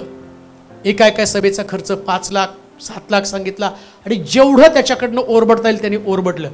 त्यांनी 50 सभा केल्या, आणि जाताना त्याने सांगितलं की आता मी माझ्या देशात चाललोय, पण जेव्हा मी इकडं इंडियामध्ये आलो त्या सभेसाठी मी माझं घर विकलं. आता गेल्यावर मला कुठं राहायचंय मला माहीत नाही, पण मी प्रचार आणि प्रसार करून गेलो. अशी पण लोक आहेत की ज्यांनी आपलं सर्वस्व प्रभूला दिलं आणि देवाचं राज्य वाढवलं. इथं सगळ्यात महत्त्वाची गोष्ट काय? देवाचं राज्य वाढावं, देवाचं राज्य वाढावं. परंतु कित्येक वेळा हा पैसा तुम्हाला स्वर्गाच्या राज्याचं अडखण ठरलं जातं. हे शिक्षण प्रभूनं दिलं. कसं काय हो? ऐका बरं का, येशू ख्रिस्तानं याच अध्यायात तुम्ही थोडंसं पुढे गेला 19व्या अध्यायामध्ये जर तुम्ही गेला तर तिथं तुम्हाला कळेल, वाचू नका, तिथं जक्कयाचं परिवर्तन झालेलं नाही का? 19व्या अध्यायामध्ये तुम्ही गेला तर जक्कयाचं परिवर्तन. आता जक्कय कोण आहे? 19व्या अध्याय वाचा बरं, सुरुवातीचं वचन. त्याने यरीहोत प्रवेश केला व तो पुढे जात होता. तेव्हा पहा, जक्कई नावाचा कोणी एक मनुष्य होता. तो मुख्य जकातदार असून श्रीमंत होता. तो कोण होता? श्रीमंत. आणि त्याला तारण मिळालं, आणि याला हा तरुण दुःखी होऊन निघून गेला. हा श्रीमंत आहे, हा दुःखी झाला. का दुःखी झाला? कारण जक्कयाला माहितीये श्रीमंत होण्याचा मार्ग कोणता आहे, मी कुणाचं. आता स्वर्गात जाण्यासाठी बघा 40 दिवसाच्या उपवासामध्ये ते म्हणतील टेबला खालून घ्यायचं नाही, संपल्यावर घेऊ. पाक आहे ना, आता पाक महिना आहे, आता आहो तसं नसतंय. जक्कय म्हणतो मी कुणाचं कुभांडानं घेतलं असेल चौपट परत करतो. आणि येशू त्याला काय म्हणतो? आज या घराण्याला तारण प्राप्त. अजून काय म्हटलं? हरवलं. कारण हाही अब्रामाचा, हा पण अब्रामाचा पुत्र आहे. कारण मनुष्याचा पुत्र हरवलेले शोधावयास. आता कोण हरवलं, कुणाला शोधतोय? जे धन कमवण्यामध्ये स्वतःला हरवून गेलं. नीती अनिती, चांगलं वाईट, कोणत्या गोष्टीचा विचार न करता श्रीमंत होण्याचा मार्ग त्यांनी अनुसरला. आणि आता बायबल काय सांगतं माहिती का? अशा लोकांचा प्रवेश स्वर्ग राज्यामध्ये होणं कठीण. म्हणून मृत्यूपूर्वी ती गोष्ट त्यानं सांगितली. काय कठीण आहे? उपवास करणं सोपं आहे, स्वर्ग राज्य मिळवणं कठीण. लक्षात ठेवा, धनाचा मार्ग निवडताना नीतीचा मार्ग निवडा. नीतीच्या मार्गानं, प्रामाणिक मार्गानं, कोणाला फसवून, कोणाला लुबाडून, कुठल्या चुकीच्या पद्धतीनं कधीच धन मिळवलं तर आम्ही स्वर्गामध्ये जाणार नाही. प्रामाणिकपणे, नम्रतेनं, प्रभू ज्या पद्धतीने मला सांगतो त्या पद्धतीनं जर मी माझा धनाचा मार्ग निवडला तर मी स्वर्गामध्ये जाणार आहे. आणि नीतीचा मार्ग कोणता माहिती का? नीतीचा मार्ग तुमच्या धनाला शुद्धीकरण. तुमचं लक्षात ठेवा, जगातलं प्रत्येक धन तुम्ही कितीही कष्ट केले, नीट ऐका मी तुम्हाला काय सांगतो, तुम्ही किती कष्ट केले, भरपूर पगार मिळवला, तुमचं धन तोपर्यंत अशुद्ध राहतं जोपर्यंत तुमचा 10वा भाग तुम्ही काढत नाही, तोपर्यंत तुमचं धन शुद्ध होत नाही. जेव्हा तुम्ही तुमचा 10वा भाग काढता तेव्हा तुमचे 9 भाग शुद्ध होतात, त्याला पुरवठा येतो आणि देव त्या पद्धतीने तुम्हाला सांगतो की आता तुमचं धन शुद्ध झालेलं आहे. हे लोकांना पटो अथवा न पटो, पण हे बायबल मधलं शिक्षण आहे, ते लोकांना माहित नाही. तरुणाचं अडखण काय होतं, तो त्याच्या धनावरती प्रेम होतं. लक्षात ठेवा, देव त्याच्या लोकांना धनवान करायसाठी समर्थ आहे. आणि मला तुम्हाला सांगू द्या, आपल्या चर्च मधले लोक श्रीमंत झालेच कसे?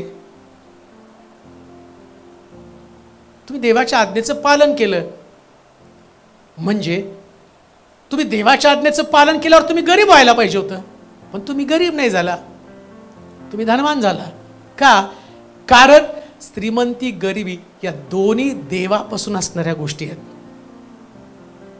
एक संदेश देवानं फार सुंदर मला दिला, असंच बायबल वाचत बसलो होतं की तुमची प्रार्थना, तुमची दुसऱ्यासाठी केलेली प्रार्थना तुमच्या दुःखाचं परिहार करतं किंवा तुमचं दुःख दूर करतं. कधी कधी तुम्ही दुःखात असता आणि देव तुम्हाला प्रार्थना करायला भाग पाडतो, आणि तुम्ही त्यास गरीब असता. जसं योबाच्या बाबतीत तो गरीब होता, पण त्यानं प्रार्थना केल्यावर तो श्रीमंत झाला. सांगण्याचं तात्पर्य, परीक्षेच्या काळामध्ये देवानं त्याला गरीब केलं, गरीब झालं म्हणून त्यानं देवाला नाही सोडलं.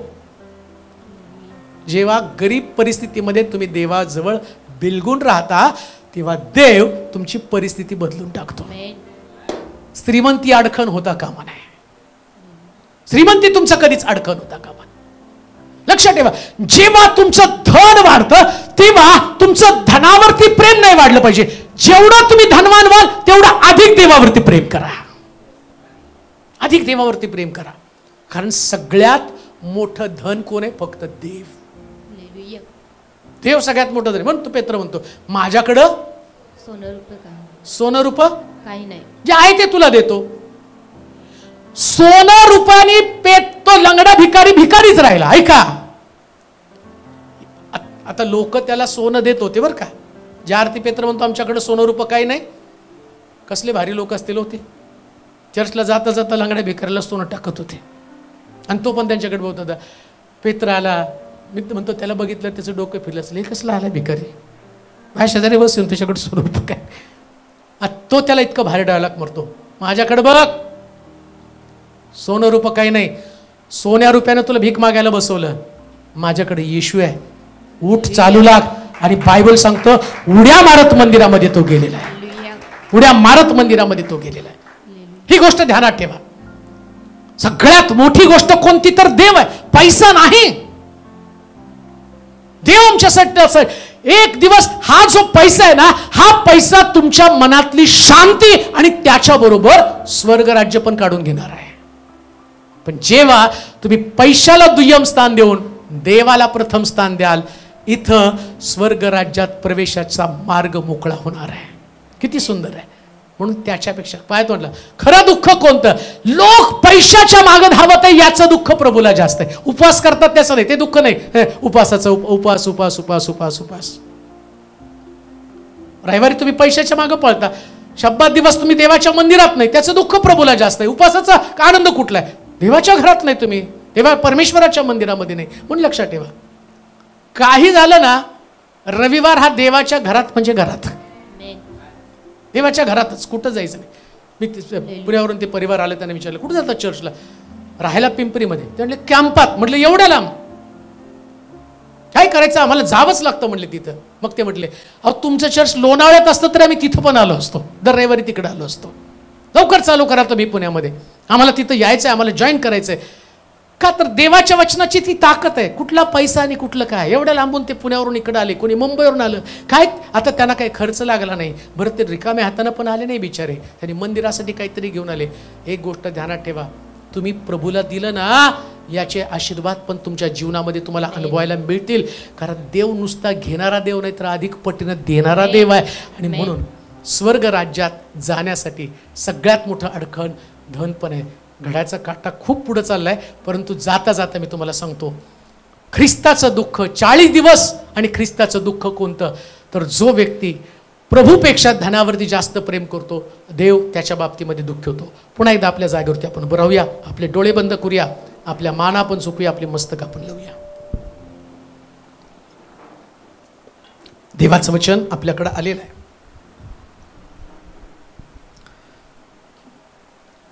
क्रूसावर जाण्याच्या अगोदर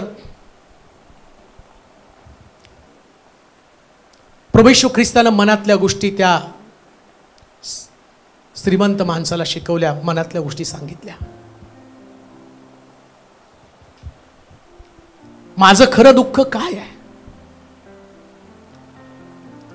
आज लोक ज्या पद्धतीने आपलं दुःख व्यक्त करतात उपवासाच्या द्वारे, परंतु ती वर्षानुवर्ष चालत आलेली एक परंपरा आहे. आणि प्रभू येशू ख्रिस्तानं परंपरेला छेद दिला. त्यांना मनातल्या गोष्टी सांगितल्या ज्या स्वर्गातनं तो घेऊन आला. 10 आज्ञा पाळ. कोणत्या आज्ञा माझ्याकडनं मोडल्या गेल्या? प्रत्येक वचन माझ्याशी बोललेलं आहे. प्रत्येक वचन माझ्यातलं उणेपण, माझ्यातली कमतरता दाखवतं. कोण म्हणेल प्रभू मी उणा आहे, मला पूर्ण व्हायचे. जसं पौल म्हणतो, मी एवढ्यात पूर्ण झालो असं नाही, मर्यादेच्या खुणेकडे मी धावत आहे. मर्यादेच्या खुणेकडे.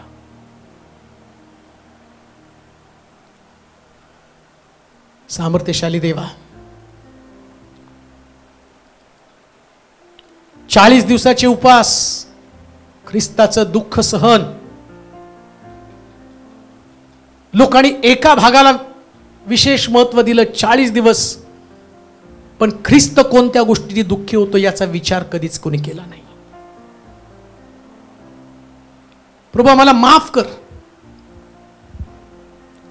ज्याला आम्ही धार्मिकता, ज्याला मी नीतिमत्व म्हटलं, ते नीतिमत्व तर तुझ्या वचनानं कधीच उधळून गेलं. जी गोष्ट आम्हाला स्वतःचा बचाव करण्यासाठी किंवा मी नीतिमान आहे ठरवण्यासाठी आम्ही शास्त्रातनं पाहिली, ती गोष्ट तर स्वर्ग राज्यात जाण्यासाठी जरा सुद्धा उपयोगाची नाही. ज्या उपयोगाच्या गोष्टी त्या तुझ्या वचनातनं तो मला सांगितल्यास. गेल्या अनेक संदेशानं तू हजारो लोकांचं परिवर्तन रोज करत आहे. याही संदेशाच्या द्वारे हे परंपरागत ख्रिस्तीपण, ते ट्रॅडिशन, याची पुनरावृत्ती रोज लोक करत आहेत प्रभूजी. परंतु आज जेव्हा ते विचार करतील तेव्हा त्यांनी सगळ्या उणेपणाला काढून टाकावं. ख्रिस्तानं मला कशासाठी कंट्रोलमध्ये घेतलं, आज आम्ही देखील आमचं विजन, आमचा उद्देश, आमचं ध्येय याकडे लक्ष लावण्यासाठी सहाय्य कर. आभार मानतो प्रभू, या पुलपिटवरून ज्या ज्या लोकांची नावं घेतली त्या त्या लोकांच्या जीवनामध्ये तू फार मोठ्या प्रमाणात बदल केले.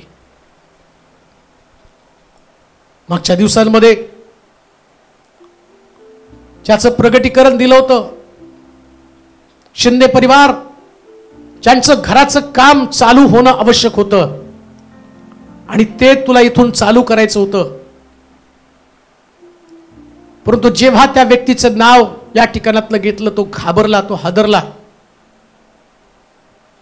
कसं काय या देवाच्या दासाला हे कळालं, परंतु त्यानं ते स्वीकारलं प्रभू, आणि दुसऱ्या महिन्यात त्याच्या घराचं काम चालू करून पूर्ण केलंस. तुझे आभार मानतो. असे अनेक लोक आहेत.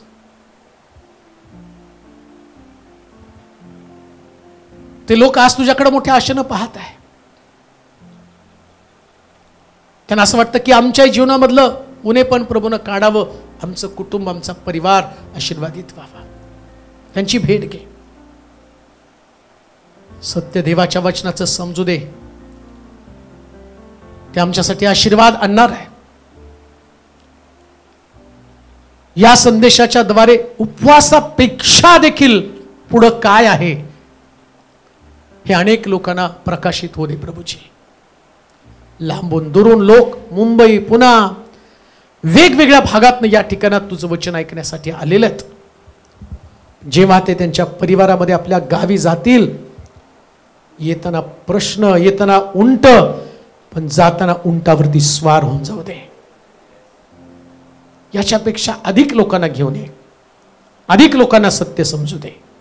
मला माहिती इथं आल्यावर त्यांचे प्रश्न सुटणार आहेत, कारण हे तुझं निवडलेलं ठिकाण आहे.